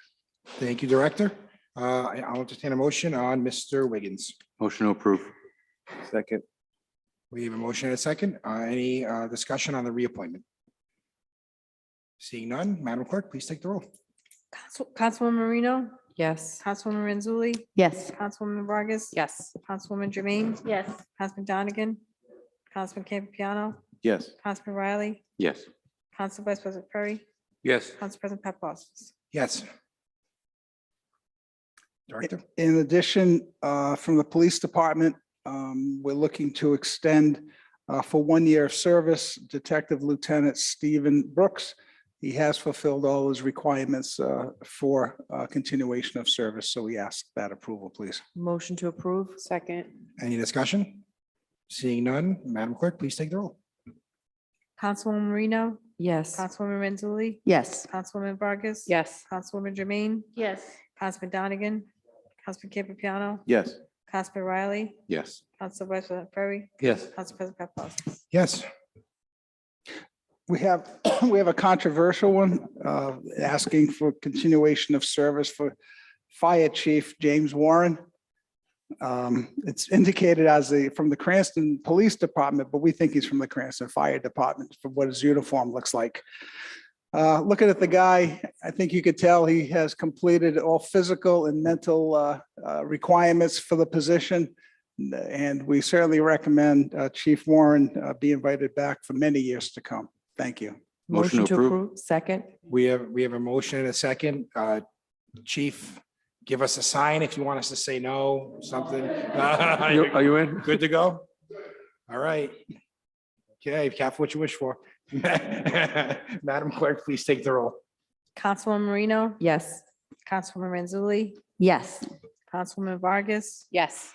Councilwoman Jermaine, Yes. Councilman Donegan, Councilman Campiano, Yes. Councilman Riley, Absolutely. Council President Ferry, Yes. Council President Paplaskas. Yes. Thank you, Chief, and congratulations. You're with us another year. Thank you. Okay, that concludes executive communications. Thank you, Chief of Staff Moretti. Moving on to Council President Communications. I want to read a thank you note that came in the City Hall from Mr. Lou Cirillo, who helped us out in the clerk's office, and it's addressed to all of us. So if you don't mind, I just want to read that for a second. Mr. President and members of the City Council, please accept my sincerest thanks for the opportunity to serve in the city clerk's office. I shall always remember my time working for the city and helping with the council's business fondly, and shall also cherish the council's thoughtful citation. It was a wonderful gesture that continues to be greatly appreciated. Best regards, Lou Cirillo. So again, just want to thank Lou. I hope he's watching on YouTube. Certainly appreciate everything he did for us, and thank you so much for the thoughtful note. And we miss you, Lou. Thank you. Moving on to the next bullet point. We do have some funding left over in the orders of the council. So we can't take a vote on this tonight, but I'll ask if there are any objection from any members if we send some additional funding to the Rhode Island Tree Council from orders of the council. Any objection? None? Okay. And I'll ask if there is any objection for us funding one cross alert system for the bike path. There might be enough funding in there. We've been trying to do that for many years and never seem to have it. Any objection? Yes, Just a quick question. sure. What is left in the account and how much do these two things cost? The cross alert system costs about 14,000. And that lets people know when they come to cross the road that it'll blink before you cross. And then I was thinking of, obviously, we all got the email from the Rhode Island Tree Council asking for more funding, and we know this budget might be challenging, that we could maybe send the Rhode Island Tree Council $5,000 to try to fund what they're doing. If there's an objection, I hold off, but I thought it was two worthy causes that we could fulfill. And how much did you say was left in the orders of the I council? think it's 19 or 20,000. I don't have the actual actuary thing here. Do we have to they- commit to this now? Like commit If to. there's an if we wanna- objection, I'll put it on the finance committee docket. I didn't want to go spend that money without talking to everybody. I could spend it, but I wanted to bring it here first. So if anybody objects, I will put it on the finance committee. I'll do it. I'll object, just so that I can learn more about it. And, it's $19,000, so we might need it for something else, depending on what happens with the budget. Well, it'll just fall off to the general fund, but we'll put it on the finance committee. All right? Yes. Council President, can I just Yes. ask a quick question? The cross alert system for the bike path, just curious, do we have a say as to which path, or is that based on traffic engineering report, or how does that work? You Just know, curious. there was 2 or 3 intersections that we would love to do. One was Pecasset Avenue. One is Garfield Avenue. One is Uxbridge, across from the Cranston Library. And Sherman. And Sherman Avenue. So there was 4 that we would like to do, but we do have funding for maybe 1 if the council decides to move forward. But we can put something formal together and bring it to the finance committee. We were going to recommend it would be Dyer, Pecasset. Yeah, I think Dyer Pecasset is probably the busiest or the most dangerous one. All right. If I may, Mr. President, I Yes. just want to say, I don't suggest that these are not worthy causes at all. But everything's tight right now. Everybody can use a little help. So if we just take a little bit closer Yeah. look is all I. Just I trying to everybody think would be ahead to comfortable. where next year we might not be able to help with anything. So, all right, we'll put on the finance committee agenda for next month. Councilmember Can we Vargas? just make sure at that time we have just the expenses of what we have Yeah, absolutely. left if possible? That'd be great. You Thank got it. All right. That being said, Wednesday is adoption night, or for not adoption night is amendment night. So we'll all be back here at City Hall Wednesday, working on the docket for a special finance committee meeting. That the following week is the budget adoption. That concludes council president communications. Moving on to council member communications, Council Vice President Ferry. Thank you. My question tonight for council communications would be, I was hoping to get an explanation and an update on Cranston Workforce Solutions. Basically, what does the department do? How do the citizens and businesses of Cranston and the council access its available resources? I don't think we've ever been told or introduced to it or shown how to use that service within the city. And I don't know about anybody else, but I get a lot of calls from people that are looking for jobs. And I think that that would probably be the resource we would want to use when somebody's looking for work. So I was hoping that we could get an answer from the administration. Thank you, Council Vice President. To Chief of Staff Moretti, it's kind of a general question. I know we do have an executive session coming up, but I guess broadly, you can maybe answer this. Yep. The city of Cranston and the city of Providence have an expired, what they call a consortium agreement, which is basically a partnership of which resources are pooled.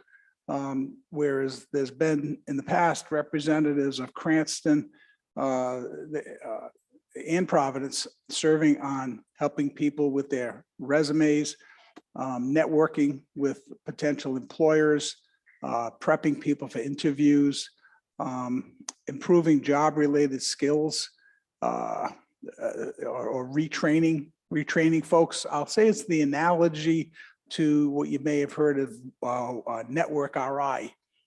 Basically, this consortium between the Providence Cranston Workforce Board represents those 2 cities. And then what you hear advertised oftentimes, Network RI, is all other communities in the state. So it's specified and approved by the federal department, U.S. Department of Labor. So they can be reached. They're located at 1 Reservoir Avenue in Providence. Cranston has on the payroll, we'll probably get into it in a little bit. It's a segment of that department, but it's controlled by the Cranston Providence or Providence Cranston Workforce Board. I think, but predominantly Mayor Alorza in the city of Providence has fundamental organizational control of that group. There are 2 or 3, and we'll define that afterwards, employees that's on the Cranston payroll that is to be reimbursed. Those folks are supposed to be reimbursed to the city of Cranston from the federal government through the Providence Cranston Workforce Board. And that's how it's funded. What do we do as a city to advocate this, advertise it, let people know it exists? Or do we do anything? Because I really knew nothing about it. It's that group does its own advertising, as a city. to my knowledge, in the past, it hasn't been, I'll say, advertised. But it's its own entity. They have their networking, exactly what that group does, because it is governed by them. They made it quite clear to us that Cranston is not to be part of that management. So if we want any of their resources, we have to basically call them. we would call, yeah, get hold of that office, and through there, and they guess that they're organizing with this pooled resources that were appointed by legacy people from Providence. There's legacy people from Cranston. We'll talk a little bit about one person from Cranston in a little while. And one last question. Are all 3 employees or however many employees there are all funded by the federal government? I'll use the word theoretically reimbursed. And I think maybe we should hold off on the full explanation for just a little bit.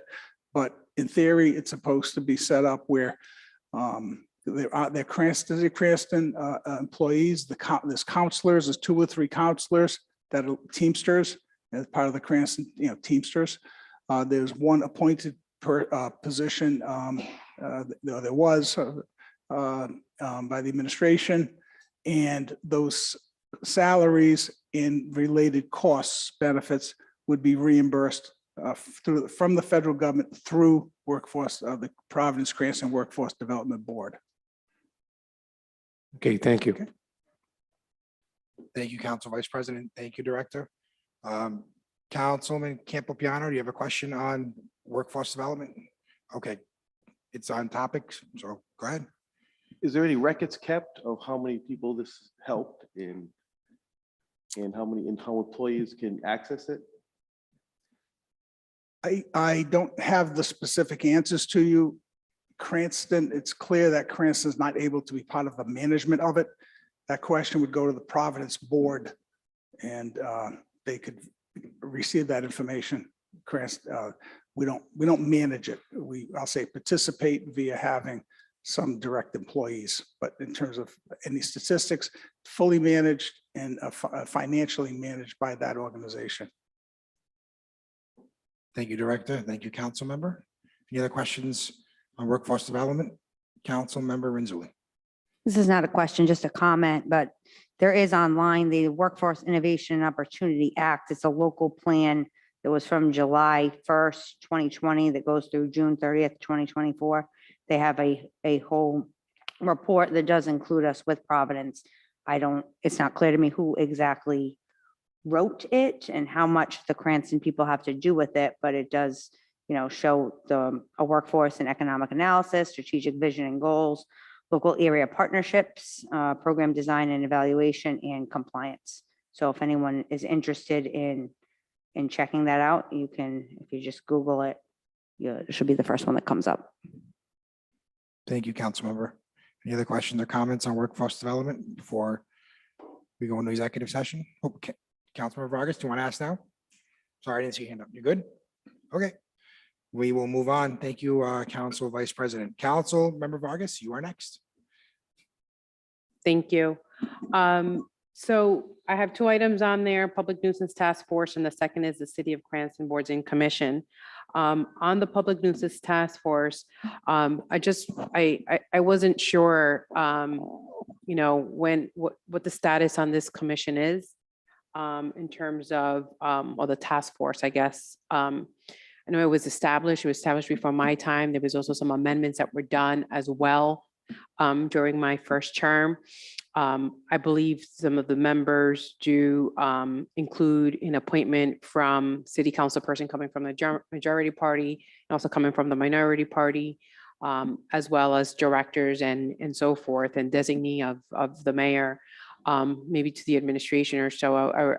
Is there any plans on having the nuisance task force meet at all? And I guess prior to even meeting, not sure, I don't think there was really an appointment from either party per se, but assuming that we are able to provide names to the task force on the city council side, would this task force be able to meet and address some of the nuisance that we're seeing throughout the city, in terms of even might be derailing, but I did respectfully request a log sheet, which I haven't received yet.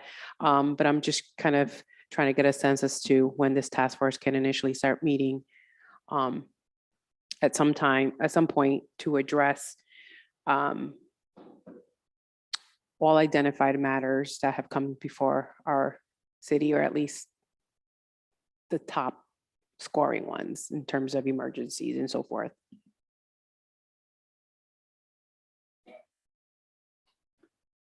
Sure, the administration would be happy to cooperate with the council and I guess getting this board going again, this task force going.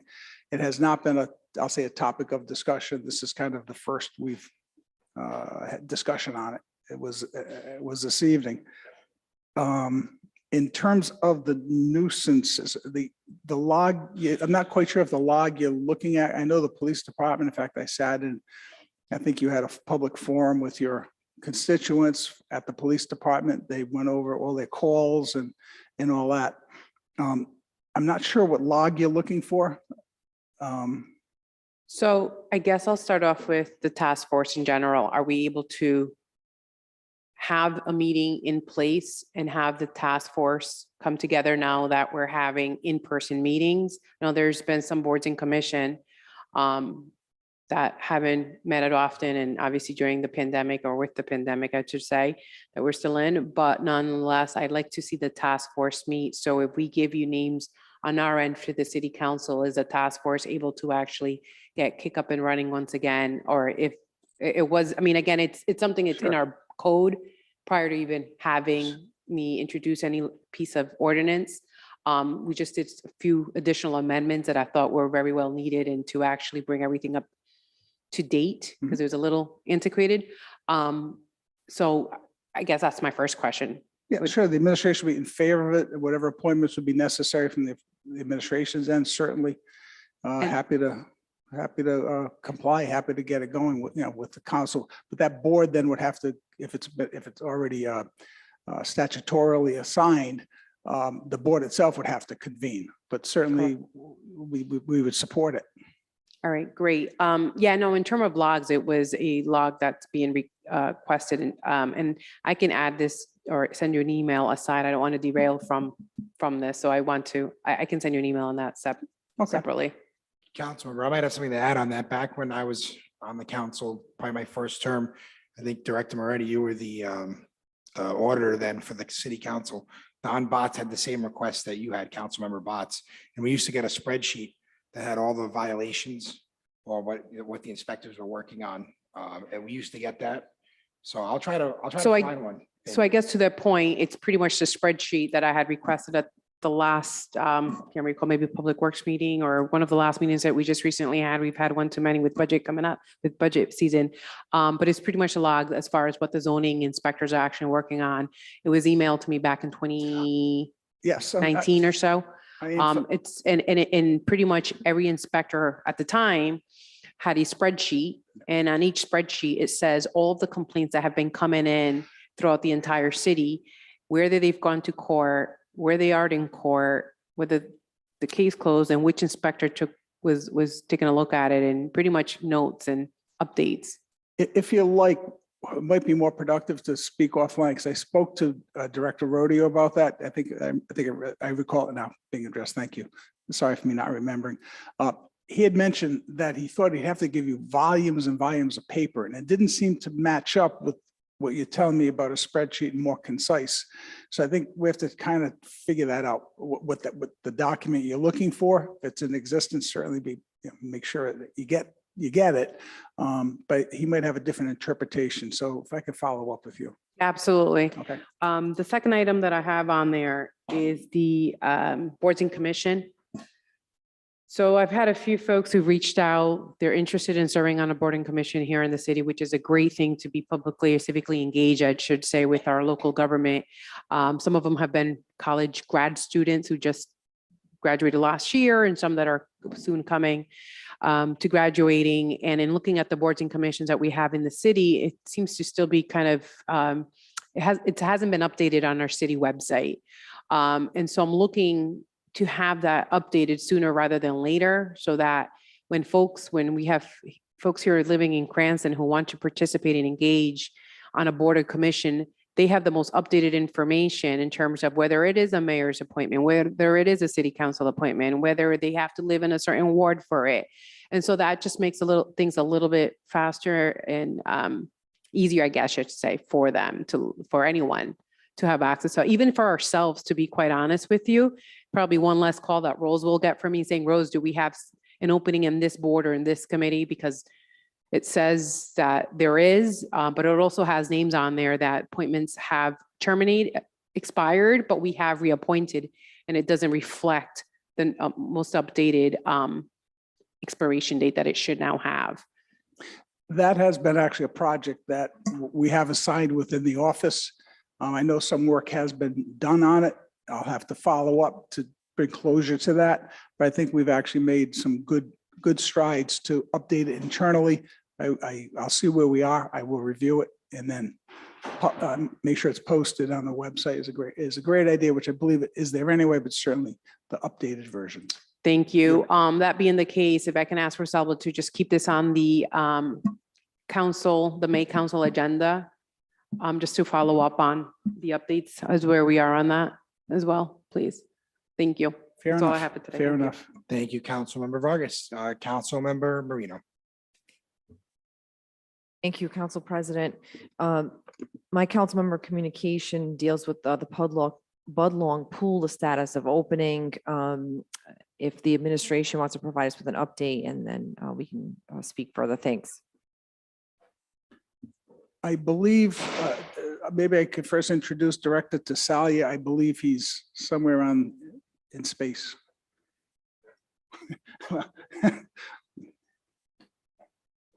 Can you hear me now, Anthony? Yes, Raymond, the floor is yours. I'm taking the liberty of saying that. Thank you.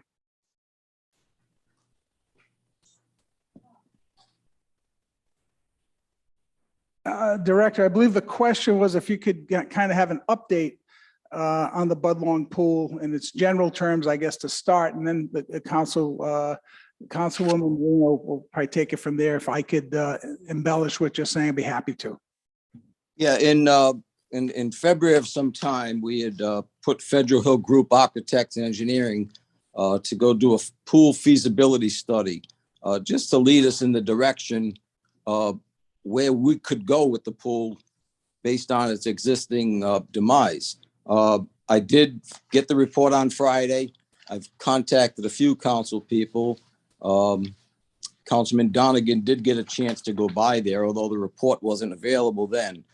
I have since received the reports. I believe they were to be mailed to the council this morning. I am going to the pool with Councilwoman Marino, Jermaine, and I believe Council President is coming down tomorrow at 3:30. I tried to see if the engineer could take it down to explain in detail what he had in his report. In reading the report, there's some glaring things that have to be addressed, and he goes through them in the report on how we can, what we can do to, make it a more attractive place. There are some glaring problems, and if you look at the report, they're there. Again, I can't give you that much detail on how deep they are, but that at this point, that's what I have.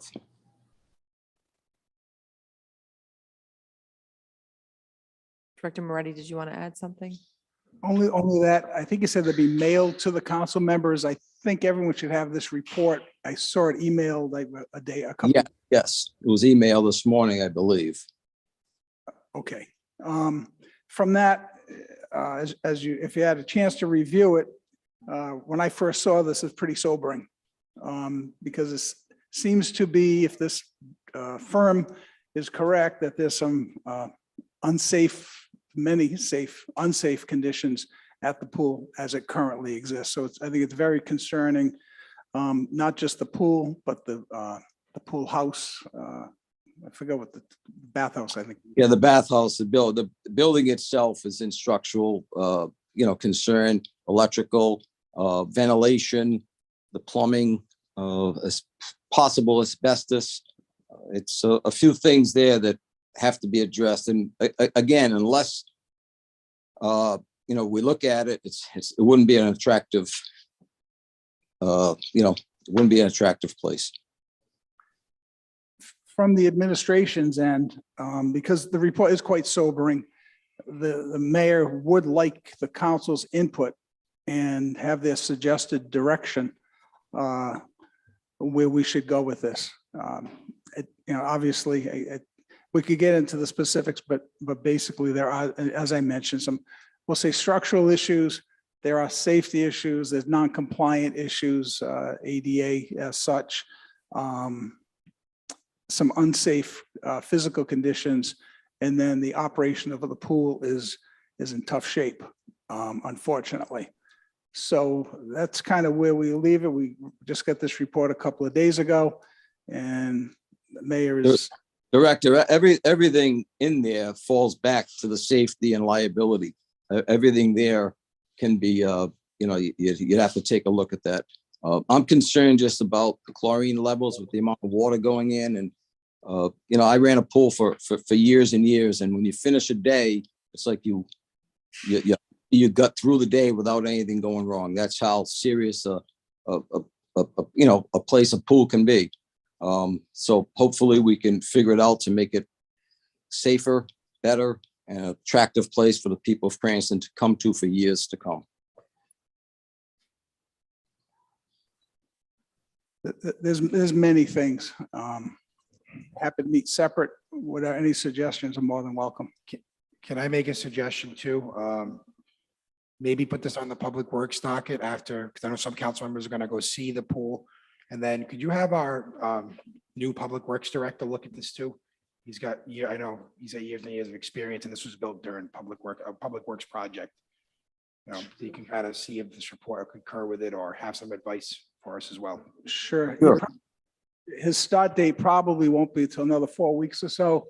He wanted to be sure he was confirmed, and then he was going to plan on giving notice to his Okay. employer. He said up to 4 weeks, but hopefully we'll try to reduce that time frame. Okay, thank you. Councilmember Marino, the floor is still yours. Thank you. Thank you to the administration. Thank you to Director Tassaglia for the update. The one thing that I have to say that I'm dismayed at, and it's a common sentiment through residents, is that I understand this report just came out. I understand that there are safety and liability concerns, but these structural concerns didn't happen overnight, and the pool didn't stop its operations because of safety and liability concerns. The pool stopped its operations because of COVID shutdowns. And there was all of that time for the administration, Parks and Rec, Public Works, whoever needed to be, to address the problems with the pool, knowing ARPA funds were coming, knowing there was a great sentiment and outcry for the opening of the pool. But instead, that did not take place.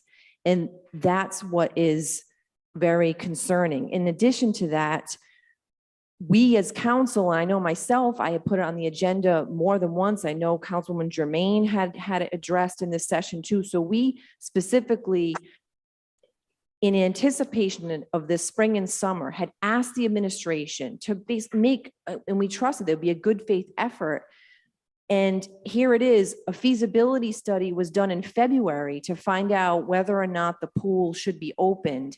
We learned about it as council members by reading it in the paper, not because we received any type of communication from the administration with respect to this feasibility study. As I sit here, the feasibility study that was done for the opening of the pool, I don't know who authorized it. I've gone back with the agendas for contracts and purchasing. I don't see any bid grants for this. I don't see any bid waivers for this. And I don't even know where the funding is coming from. We addressed this at the Special Finance Committee meeting dealing with the budget with Parks and Rec as to where the fundings come.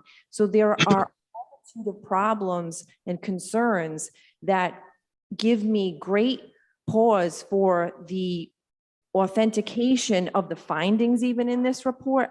Some of it, I admit it's glaring, but I just think that it is not being completely honest with the residents of the city to say that this has always been a top priority, because actions speak louder than words, and they have been severely lacking.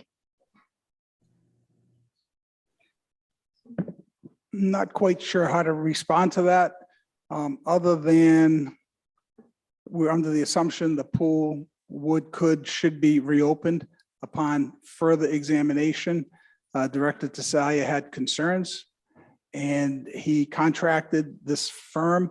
I don't have the specifics to it. There's many discussions that go on that I'm not a party to, that I'm not a party to, so I can't speak to any contractual arrangements. Thank you, Councilmember Marino. Anything else? Councilmember Riley. Thank you, Council President.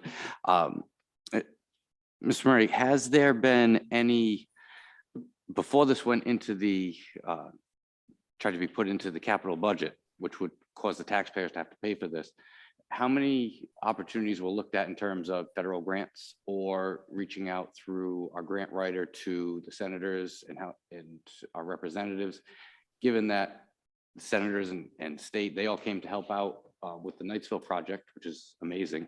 But this is also a historical pool. This is one of the largest pools in America. I find that it would be reasonable, if they're giving us money for that they would also, maybe it would be worth giving them a call and saying, are those dollars there? Well, maybe they say yes, they say no, rather than throwing it on the taxpayers. Has anything like that? Or Sure. I routinely, or periodically, more routinely, I have direct contact with Senator Reach, Chief of Staff, particularly, and Congressman Langevin. So we talk about these types of things. And they had no direct opportunities. Something recently did come up with some programs, recent federal programs in the last month or so, actually. We have spoken with the grant writer for her to look into including the Budlong pool in those opportunities as a possibility. Great, thank you. Thank you. Councilmember Jermaine. Thank you, Council President. Thank you, Council Marino.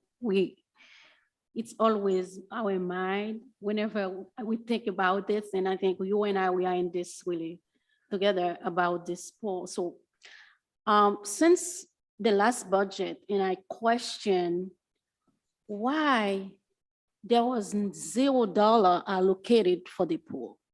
And I think there was a negligence about the administration, negligence to end up that way, because if 2020, the pool was operational.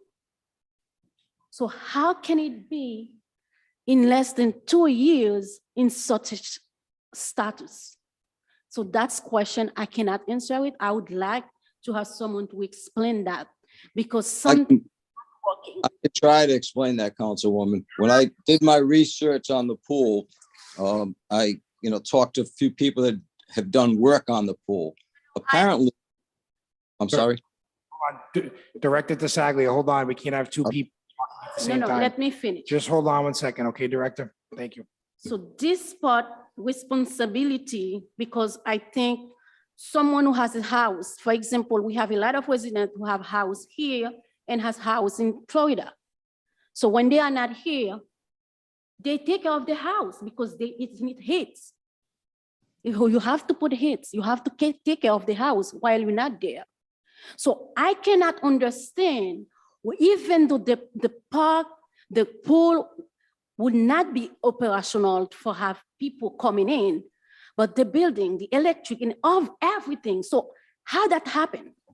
So this need an answer. So I think there is negligence first and foremost.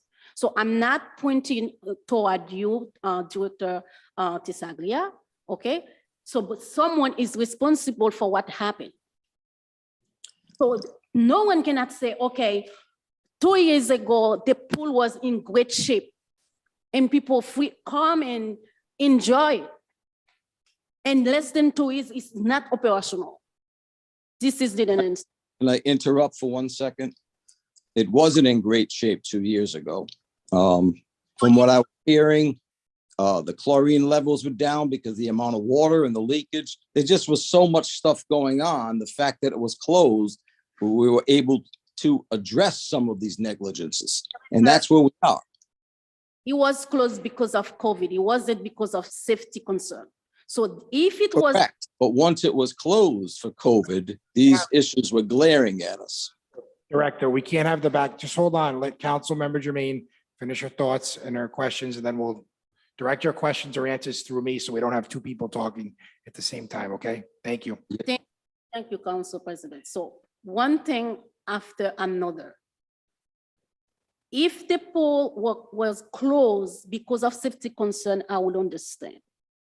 But we did not receive a report saying the pool is closed because of safety concern.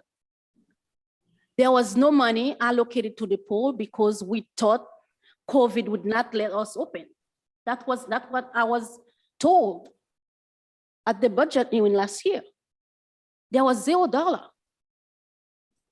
And now with this report, I received a copy thanks to Council Donegan because I wasn't receiving it. I represent the ward. It's in Ward 2, okay? I didn't receive the report. Council Donegan received it and he asked to send it after. No, after. He was sent to us. So I didn't receive that first. And I have to mention, I request a meeting with the mayor. And unfortunately, I had something, I postponed the meeting. And then the next thing, it's in the news. I read the whole decision of the mayor. I applaud the plan the mayor has for the pool. I applaud it. But as a representative of the ward, I thought we should have a conversation as well. But the way I saw the interview of the mayor in the news, it was like, okay, a decision already made. We're not opening. It wasn't intended to have a conversation how we can do this together. Now we have a report. We do not know who is the bidder, who is the agency, and we did not open it to many other. We need to have many perspectives on that. So I feel it's biased in my position. I think this report is biased because I cannot believe those amount of money I see, those proposals. It's a proposal. What I see in the report is not public yet, or I don't want to say those dollars amount when I think, for me, even though I'm not an expert, but I don't think in less than 2 years, the amount of money I see in this report will cost this is insane. So my resident, I received so many emails asking for reopening of this pool. And I sent many emails to the Texas area. We've been back and forth on it. Where we are right now, first of all, as a question, I'm not pointing finger, but I think there was a negligence. That's why we are where we are right now. And we need to do what we can to reopen the pool. That's the demand of resident of Ward 2. I received many emails. I can share with you with many emails what we are doing. People need this pool to go to have some fun with their families. Thank you, Councilmember. I'm going to go to direct it to Saglier on TV first, and then I see Councilmember Donegan's hand up, but we're going to go to. She had a lot of questions to the administration. If- Yeah, well, we will- Saglia I'll- and then maybe me. Is that Yes, possible? Absolutely. No, I wanted to retract on something, if you don't mind, Council President. Saglier, the floor is yours. Just, Okay. Getting back to what Councilwoman Jermaine said, yes, there was a zero in the line item before last summer because of the virus. However, it seemed like it was starting to get a little better. I mean, it wasn't great, but I had a pool company go down there and assess just immediate needs, nothing to do with the building, just total pool structure and what he knew about it because he has worked on that pool before. And he told me the same thing I was hearing. So at that point, he gave me a report in the tune of close to 100,000 And he said that, that could have been underestimated to try to get it up and going for last year, which we weren't going to do because of the COVID. There still was ventilation issues. And so that was put aside, that we weren't going to do it that summer, for last summer. And that's how that transpired. So it wasn't 2 years ago, that pool wasn't in great shape, and it hasn't been in great shape for some time, from what I'm being told by the person that has worked underneath the liner, that he has to go back there every year. So to say that the pool was great one year and next year it wasn't, that truly wasn't the case. There were some other questions I would have to ask Mr. Piva. Did you omit Councilwoman Germain from the email? She says you did not send it. Are you positive? We apologize for you not receiving it, but it was sent. Also, Can I answer? please. Can I answer, Council President? Yeah, just address it through the chair. Okay. Go ahead. Can I? Yes. Okay, thank you. I said I received the email after Council Donegan asked to send it. So Council Donegan received the report. I did not receive it. When Council Donegan asked to send it to everybody, that's when I received it. That's what I said. I want to make it clear. That's what I said. Thank you. I think it's important that we're very transparent. I believe that you would have received that report at the same time all 9 council people would have received that report, not after Councilman Donegan got it. So I don't know how to fix something that doesn't appear broken. The second part of that, I'm sorry that you canceled your meeting with the mayor. The mayor had his arms wide open for you to come in anytime to speak with them. We were on the schedule and I remember you canceling. I can't overly apologize for you not meeting with the mayor if the mayor wanted to see you and you chose not to, for whatever reason. So that's difficult to resolve. We're happy to schedule another meeting. And I hope every council person knows that you're more than welcome to come in and speak with the mayor anytime you wish, on short notice or long notice. Thank you, Director. We're going to try and stay on topic on the pool. I went to the office to request the meeting. So I want to meet with the mayor. Okay, so we can talk to the mayor. I went myself to the office and scheduled the meeting. The mayor wasn't even in the office when I scheduled it. So we had a conflict when the first day of the budget. So we have a conflict schedule. So the first day of the budget hearing, and that's when I had the meeting. So I had to choose whether to meet with him or come to the meetings. So I chose to come to the meetings and say postpone it.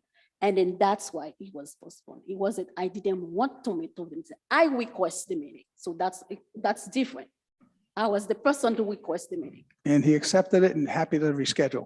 The last thing is very, very concerning, that I believe the administration, I guess, is responsible for the pool, that there's assertions of negligence. That's pretty serious, I believe. Is it because that over the mayor's administration has been here for 16 months or so, it's because the mayor was negligent that the pool structure and all these problems occurred? Is that what you're asserting? Because we want to just make sure we narrow the focus with this. No, I'm saying I'm not pointing finger. But you're saying But there was negligence. there is a negligence issue here for me. Okay. That's my opinion. Negligence on the part of. On the part of what happened to the pool, there is a negligent, for me, there is a negligent part. So over the 100 years of All right, we can't have, deterioration. we I can't have the understand. back and forth. You gotta address through the chair. You guys are having a private conversation now. We're getting off the rails. And so any other comments on the Budlong pool? We're gonna put it on the public works docket. Some people have visited or will visit. Councilmember Donegan. Thank you. Thank you, Council President. I just want to reiterate the comments of both of my colleagues. I think Councilwoman Marino was eloquently on point. The City Council had brought up on numerous occasions our wishes for the Budlong pool to be open this year.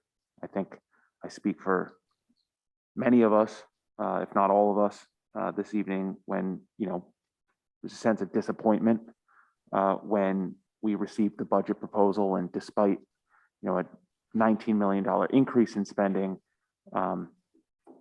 opening the Budlong pool was not part of that. Now, I understand that there are issues, and that's reasonable, that issues would come about with a structure that is of this age. But as Councilwoman Marino pointed out, it's been closed for 2 years. And the time to address those issues aren't when the pool's supposed to open. It's to get those addressed so the pool can be open when it's supposed to be open. Kids on the eastern side of the city depend on that for recreation. I was one of those kids growing up. Friends, all of us, if even those of us that didn't grow up in Cranston know how pivotal and what a staple that is in the community here in Cranston. And I'm not suggesting that the mayor doesn't appreciate that. I know that he does. So I wouldn't be honest if I didn't say I'm disappointed that this is coming to surface now. And I just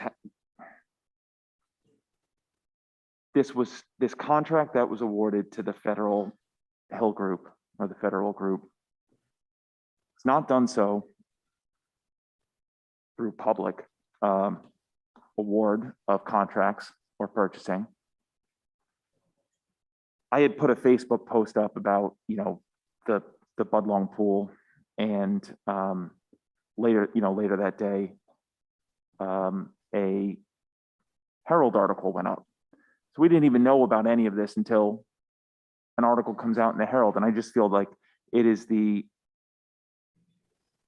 conscious and intentional act of keeping us in the dark about it. And that's what the record reflects. We just haven't been kept abreast and in the light of what's going on with this, despite our numerous requests. And I think that's wrong. What line item was the, first of all, what was the date that the contract was awarded with the Federal Group? I wasn't party to that. Perhaps Director Tasalia might know that. Yeah, I would want to say it had to be in March at some time.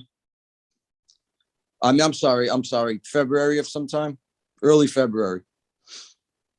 He's dated on his,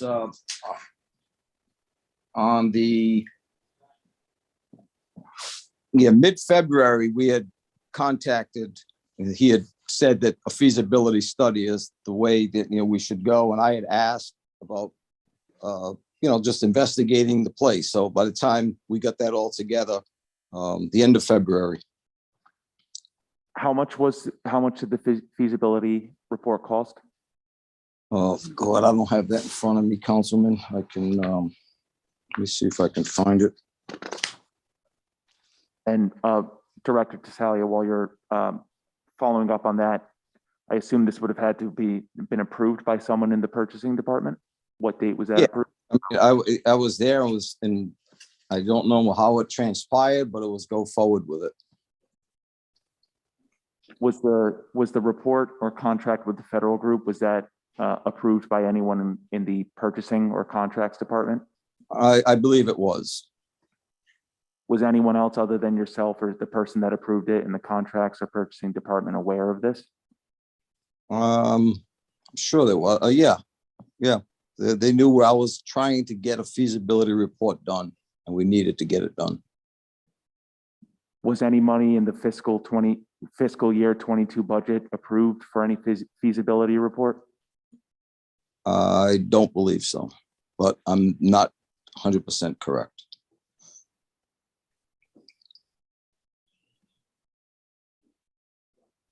Through the chair, Yes. I'd be happy to look into the answers to those questions and the facts and circumstances surrounding it. Thank you. I can catch up and let you people Thank know. you. Yeah, it's easier to actually look into it than to do it here. I'm being nice this time. Thank you. No, So- certainly. What, I think so. So are happy to we. get back to you. So are we. Thank you. Thank you. All right. Any other questions on the pool before we go? Chief Warren, I'm sorry. I know you're here for an executive session. Councilmember Vargas? I just want to ask that the Director Moretti provide that information through the clerk or send it to all of us if possible, not just to Councilman Donegan, if that's okay, so we can all be on the same page. Thank you. Thank you. Councilmember Renzulli. Mine's more of a general question, so I don't know if I can ask it. It's about reports of this nature. Can I ask? If it's about the Budlong Pool, yes. If not, we'll put it on the Finance Committee agenda. The regular Finance Committee, if it's finance related. Okay, yes, it's finance related. So I would state your question and then Madam Clerk can put it on the agenda, if that's okay. Okay, I'm just wondering if, reports of this nature perhaps, come up in different departments that aren't exactly noted in the budget specifically, if we're able to go out for them without going out to bid, if this is a common practice that maybe we just aren't always privy to because we're not the administration. Thank you. Yeah, we'll definitely put that on as agenda item. It's a good question. Thank you. Councilmember Vargas. Thank you. One more thing, to the Administration Director Moretti, can you let me know, and if you haven't already, have you reached out to Senator Reed's office and Congressman Langevin office in terms of finding any type of appropriations whatsoever for the pool?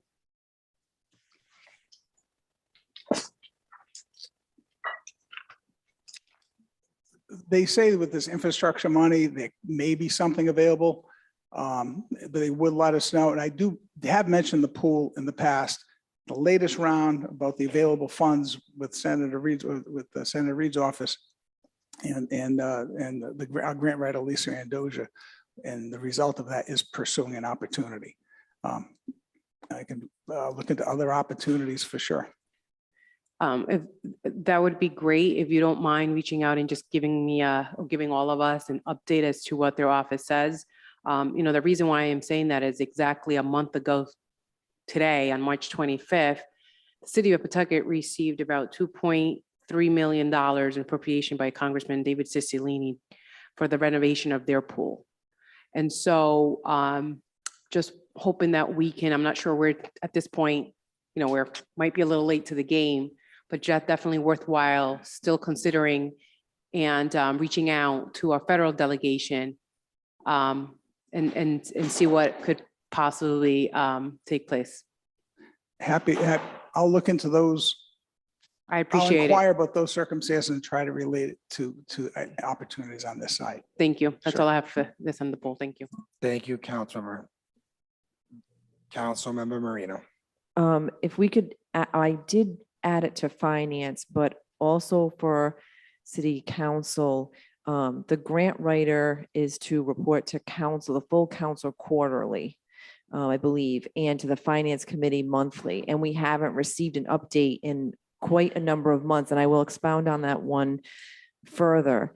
Is the need tonight for that is ever more apparent, because I reached out to our grant writer and asked her about what grants were pending. And she told me, well, check with the administration. And now the administration tonight is saying, well, check with the grant writer. So I understand everyone's busy, but it's really imperative that we do it so that we're not being ping ponged and not getting answers as to what funds are available and being applied for. So just to expound on what you just said briefly, it's not on the agenda, but I did get it. I know you requested that report and it'll be sent out to everybody through Rose tonight. So, all right. And then we'll have Lisa come in too and talk to us. All right. Thank you very much. That concludes the Budlong Pool, I believe. Moving on to Councilmember Donegan. You have two agenda items here. Thank you so much, Council President. Through to the administration, I know via email communications, I had been communicating with Director Paulino about the status of executing the agreement with Providence Warwick Convention and Visitors Bureau about the, kind of, for lack of a better term, I had communicated with Director Paulino about the proposed agreement with the Providence War Convention and Visitors Bureau about the, for lack of a better term, the Go Cranston kind of initiative or plan. I just wanted to get an update. I know it was kind of on the goal line. Has that been finalized or executed yet? I know that legal was reviewing. Yes, the agreement has been executed. And the remuneration on that was zero to be paid in year one and $10,000 for year two. But what we did is in the agreement, I made sure that the in that 10,000, there was an asterisk or footnote pending city council approval and funding for it. So that we have, I believe we have that covered. They understand that. On the fact, hate to say, I forgot the wonderful woman's name. She was in chat. Chris. She's fantastic. She was in with one of her staffers. I think it was last week or the week before to kick it off. They're going to be getting going on the website and promoting everything as planned. All right, great. Thank you. I'm glad to hear that that's finally finalized. You know, credit to then Councilman Ed Brady as well, who, you know, we had brought this forward in 2019. So I'm glad that it's done. So thank you to the administration for getting that finalized. My other question is about the plastic bag ordinance. John, can you please take your mask down? It's very muffled. Thank you. My other question is about the plastic bag ordinance enforcement. Have there been any citations issued?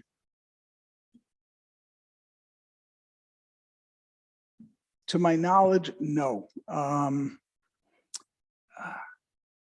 Director Paulino, I'd have to, frankly, I was not well prepared with statistics of knowing where he's at in the exact situation, other than to say, to my knowledge, just continuing to respond to complaints approaching businesses and kind of issue warnings.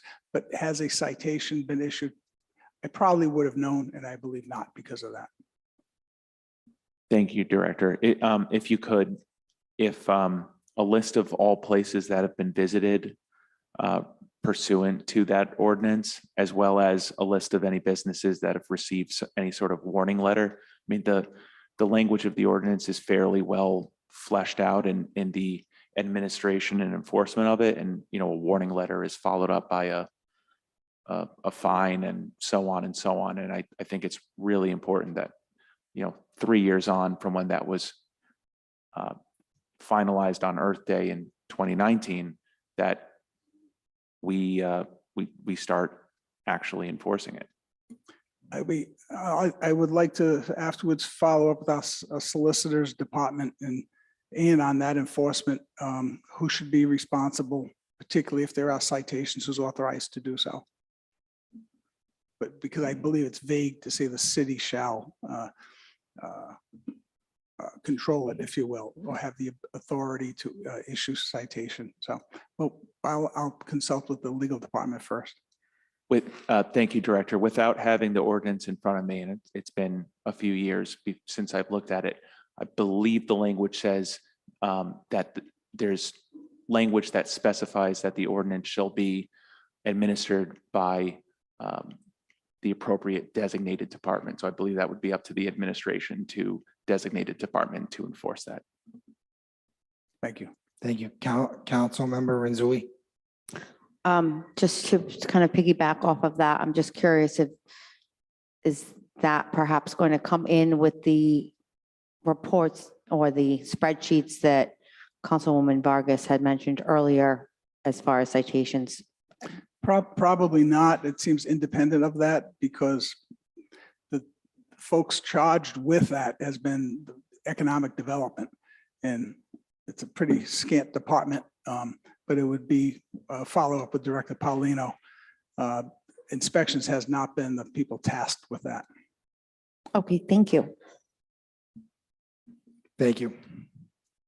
Council Vice President Ferry. I'll be quick. I recommended about the last time this came up that the administration check with the city clerk, and maybe when licenses are renewed, we would send out a notice telling people that the ordinance exists and reminding them about it? Has any effort been made into that direction?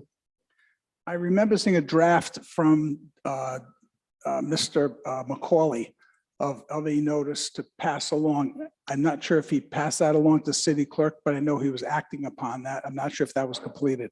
Perhaps Rose can help us on that. I haven't seen such a notice, but I know when there's new businesses that come and apply for a license, we do give them a copy of the ordinance. My suggestion was maybe that we fluorescent flyer with the renewed license or something. I mean, we're sending the mail out to them anyways. I mean, I'm not trying to create any work for anybody, but I mean, we just need to get the word out because the first time I mention it to a store, they always plead ignorance. So I just wanted to bring that up. Thank you. Okay, I'll review with what Rose's, the process that she's doing down there. And it's a good suggestion. So make sure we get Thank you. some sort of notice that'll get their attention. Thank you, Councilmember Furry. Thank you, Councilmember Renzulli. Councilmember Maria. Thank you. To the point of the bags, I want to stress, and I'm sure the administration, nobody in this room wants to be, bashing down on small businesses who are trying to get by. That's not the intent, but awareness is important. And there's one important point that I want to make is that there are big box stores here in the city of Cranston that are eager to use brown paper bags. And one point being TJ Maxx and Marshall's. When I went in North Kingstown, guess what I got? I got paper bags because the town of North Kingstown communicated with the corporation that that is what is required in that city. And I'm asking the city of Cranston to do the same because you know what I got when I went to TJ Maxx? I got in Cranston, I got a plastic bag.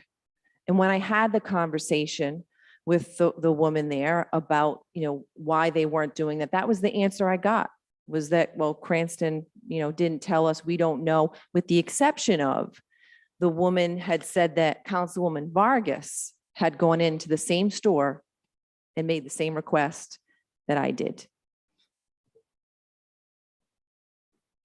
I think that might be a resource issue. I'm not sure how much time did you want to send out a mailing to every business in the city? Is that what you're saying?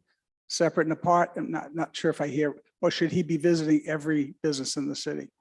What I'm hearing tonight is that there has been no effort done. I'm saying, let's make an effort. Well, it's good that an effort has been done and be happy to report back as Councilman Donegan requested. But yes, certainly Director Paulino has been out there. So please don't feel that no effort's been put into it. Thank you. Councilmember Vargas.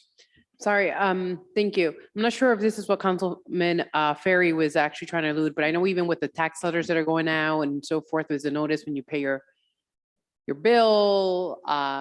Is there any way to add that language to that bill? Because there's supposed to be something on recycle already on that, I think. Possibly, I'm just thinking out loud, possibly on the personal property, the personal property bills, because they're tailored to businesses. And the information that the Director Paulino is putting together as we have businesses that are probably like reaching out to him, or he's looking into maybe on the grants and funding that we have, is it any possible way to perhaps disseminate information that way as an avenue, use that as an avenue to disseminate information from our end, just as a friendly reminder? So, I mean, we can do it when we have the safety services meeting, which we have done, but just trying to find other ways of communicating or being a friendly out. Again, I understand that it may be some businesses probably purchase many boxes of plastic bag and COVID hit. But at this point, at the same time, it's 2022. I know businesses are still being impacted slightly by it, and I understand that part, but I think but for like the big chains, like Councilwoman Marino said, those should obviously be communicated with sooner rather than later. Yeah, I think an idea, as Mr. Paulino visits the businesses, something that friendly notice that Councilman Ferry was mentioning, that little flyer, kind of an unofficial legal notice, but as a notification we could probably work that into his program. Thank you. Through the Councilmember chair. Rizuli. Just yes. for point of information, as far as the city clerk's office goes, we do, like I said, for businesses that require a license, we do let them know, either at the safety services meeting or when they come to apply, we give them a copy of the ordinance. But some of those some businesses don't require a license, so we can't reach out to those businesses. Those are the ones that are getting by and don't know. Thank you, Madam Clerk. Councilwoman Rizuli. Thank you. To Councilwoman Vargas's point, perhaps when we are giving out grants that we are determining if we have any determination who qualifies for the grant. I don't know exactly how. I think a new one for Take It Outside is going to come through, where we have a little bit, more choice in the language and who we give it to. Perhaps if they are not using it, and it's applicable to the business, if they're not using paper bags and they're still using plastic, they're not qualified to receive a grant from us. I'm pretty sure people will stop at that point if they're not going to qualify, if it's a requirement to qualify for the grant, perhaps. And I think that Councilwoman Marina was saying, and if I understood her correctly, that for big corporations, they don't need to be visited. We could just be emailing or contacting marshals or TJX, corporate, and they probably just have to put it in a system in the computer. North Kingston's doing it, Cranston's doing it, Warwick isn't, and such on and so forth. So I think that would perhaps save some time and legwork for the director to not have to visit there, because whoever he meets when he visits there, it might not be, the person in charge. It never gets to where it has to go. This is corporate. Thank you. Thank you, Councilmember. I'm going to cut this conversation off on the bags. I think we've all had our discussion on this, so we're going to move on.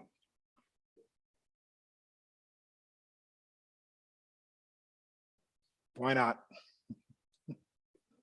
Thank you, Council President. I just want everyone to know, I mean, I'm sitting here listening to this. 12.140 is the ordinance that this ordinance that the council passed in 2019, and Mr. Councilman Donegan is referring to. And to be quite frank, I think it's up to this council and maybe speaking to legal counsel, Section D, which talks about the enforcement. The chapter shall be enforced by any city department designated by the city of Cranston. I think that that's up to this council to try and figure out what city department and who designates.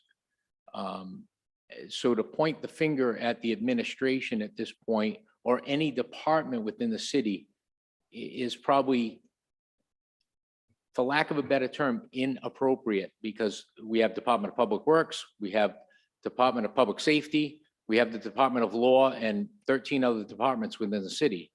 And this council the council prior to this council in 2019 passed this ordinance without designating a specific department within the city to administer, to enforce, to notify any of the TJ Maxx of the world, the small businesses, or to even keep track of the issues which are occurring, which are being brought maybe properly before this council and before this meeting. But again, to point the finger at the administration, I think that it's something that's equally responsible of this council to try and clear that up as to who should be responsible and how we should deal with it. Because it's to use lack of a better term, it's almost void for vagueness. Who is responsible and who within the city appoints the department to enforce that? Is it the council as the law maker of this city? Is it the administration? I honestly don't know. And I'm not pointing the finger, but I'm saying that that particular ordinance needs to be cleaned up so that we can address who is responsible. There are other ordinances, and the council can look at other ordinances where it specifically points out, for instance, Department of Public Works is responsible for something. Department of Public Safety is responsible for other infractions. So I think that that's just something that needs to be addressed by this council, maybe in the future as an amendment to this ordinance, without pointing the finger at the administration. I thank you. Solicitor, we've talked about this at nauseum tonight. I'm going to have the last word. I'm going to say something. We're going to move on. First of all, the administration enforces the laws, council writes the laws. We're the legislative branch. We don't enforce anything. We write them, you got to enforce them, right? Number two, when I wrote that line with Councilmember Donegan, we put that ordinance together. But the reason we wrote it that way was to give the administration all the power in the world to decide whether they want inspections, the police department, economic development, whoever, to enforce that. So we don't care who enforces it, but we're just trying to get the word out. Nobody here wants to hurt any businesses. I will say this, one thing that hurt the rollout on this was we kept pushing the date back, right? So it confused the public. So now we have to educate the public and we have to start maybe doing some enforcement, maybe not a fine, but a written warning and say, you're gonna get fined if you do it again. But I do think that ordinance gives you the ability to decide who's gonna, work on it. And I don't think the council really needs to make any changes. We're moving on from plastic bags tonight. Thank you. Moving on to council business matters carried over. We have none. Introduction of new business. Roman numeral 12. We have one withdrawal on here. 4-22-07 was pulled. That was sponsored by Mayor Hopkins. It has since been pulled for the reason for lack of sponsor. The mayor is no longer sponsoring 4-22-07. So I'll take a motion to send all of the matters in this chapter to the appropriate committee minus 4-22-07. So moves. Second. Any discussion? There being none, Madam Clerk, please take the roll. Councilwoman Marino? Yes. Councilwoman Renzulli? Yes. Councilwoman Vargas? Yes. Councilwoman Jermaine? Yes. Councilman Donegan? Councilman Campiano? Yes. Councilman Riley? Yes. Council Vice President Ferry? Yes. Council President Paplaskas? Yes. Before we go into our last matter, I just want to give Mr. Cato a shout out, who is still sitting here. I would have signed your blue card for a merit badge 2 hours ago because of what's that? We got to go to executive session. Do you want? Yeah. Do you want to do the gavel before we go into executive session? No. Okay. Yeah. Come on up here, Mr. Cato. You can gavel us into executive session. How's that? And I will sign your blue card. We should just give you all 3 citizenships for being here this long time. Mom, you can come up closer if you want to take a Yeah, if you wanna picture. come up here. Yeah. All right, so first off, we have miscellaneous business 3-22-02. That is on the table. I imagine there is not a motion to take that off the table. Is there a motion? No? Okay, I gotta sign right here. 1 second. I gotta make sure this gets done so we can get Eagle.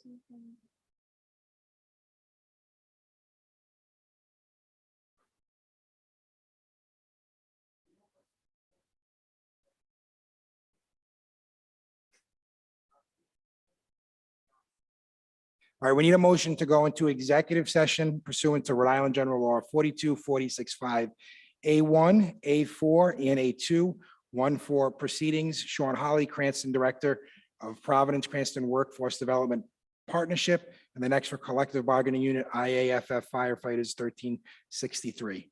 I'll entertain a motion. Approved. A second? Second. All right, there you go. Madam Clerk, take the roll. Councilwoman Marino? Yes. Councilwoman Renzulli? Yes. Councilwoman Vargas? Councilwoman Jermaine? Yes. Councilman Donegan? Councilman Campiano? Yes. Councilman Riley? Yes. Council Vice President Yes, Ferry? yes, Council yes, President yes. Paplaskas? The council is in executive session. There we go. Good job, Mr. Cato.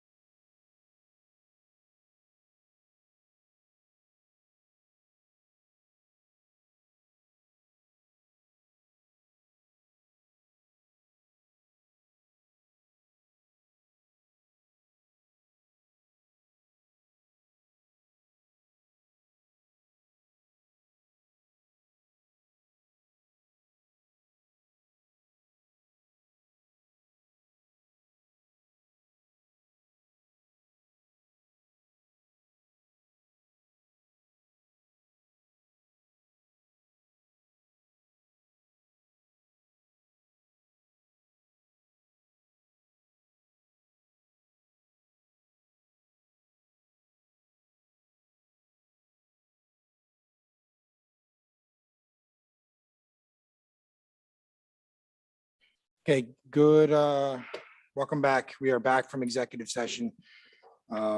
Just would like to report that in executive session, the minutes from 11/17/21 were unsealed.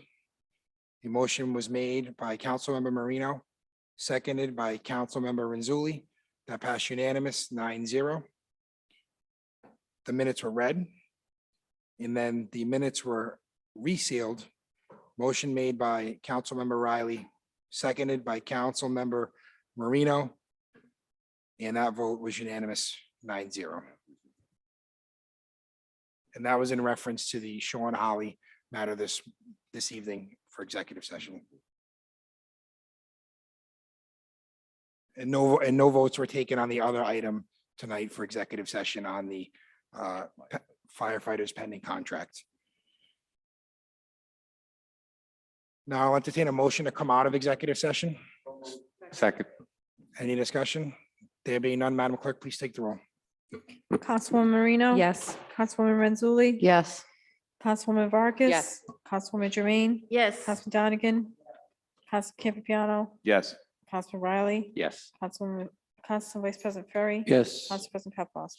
Yes, now I need a motion to seal the minutes. Motion to seal the best. Second. Any discussion? There being none, Madam Clerk, please take the roll. Councilwoman Marino? Yes. Councilwoman Renzulli? Yes. Councilwoman Vargas? Yes. Councilwoman Jermaine? Yes. Councilman Donegan? Councilman Campiano? Yes. Councilman Riley? Yes. Council Vice President Ferry? Yes. Council President Paplas? Yes, there's no more matters pending before the committee. The council's next regular council meeting will be held on May 23rd. I'll entertain a motion to adjourn. Second. All in favor, say aye. Aye. We are adjourned. Thank you, everyone. Good night.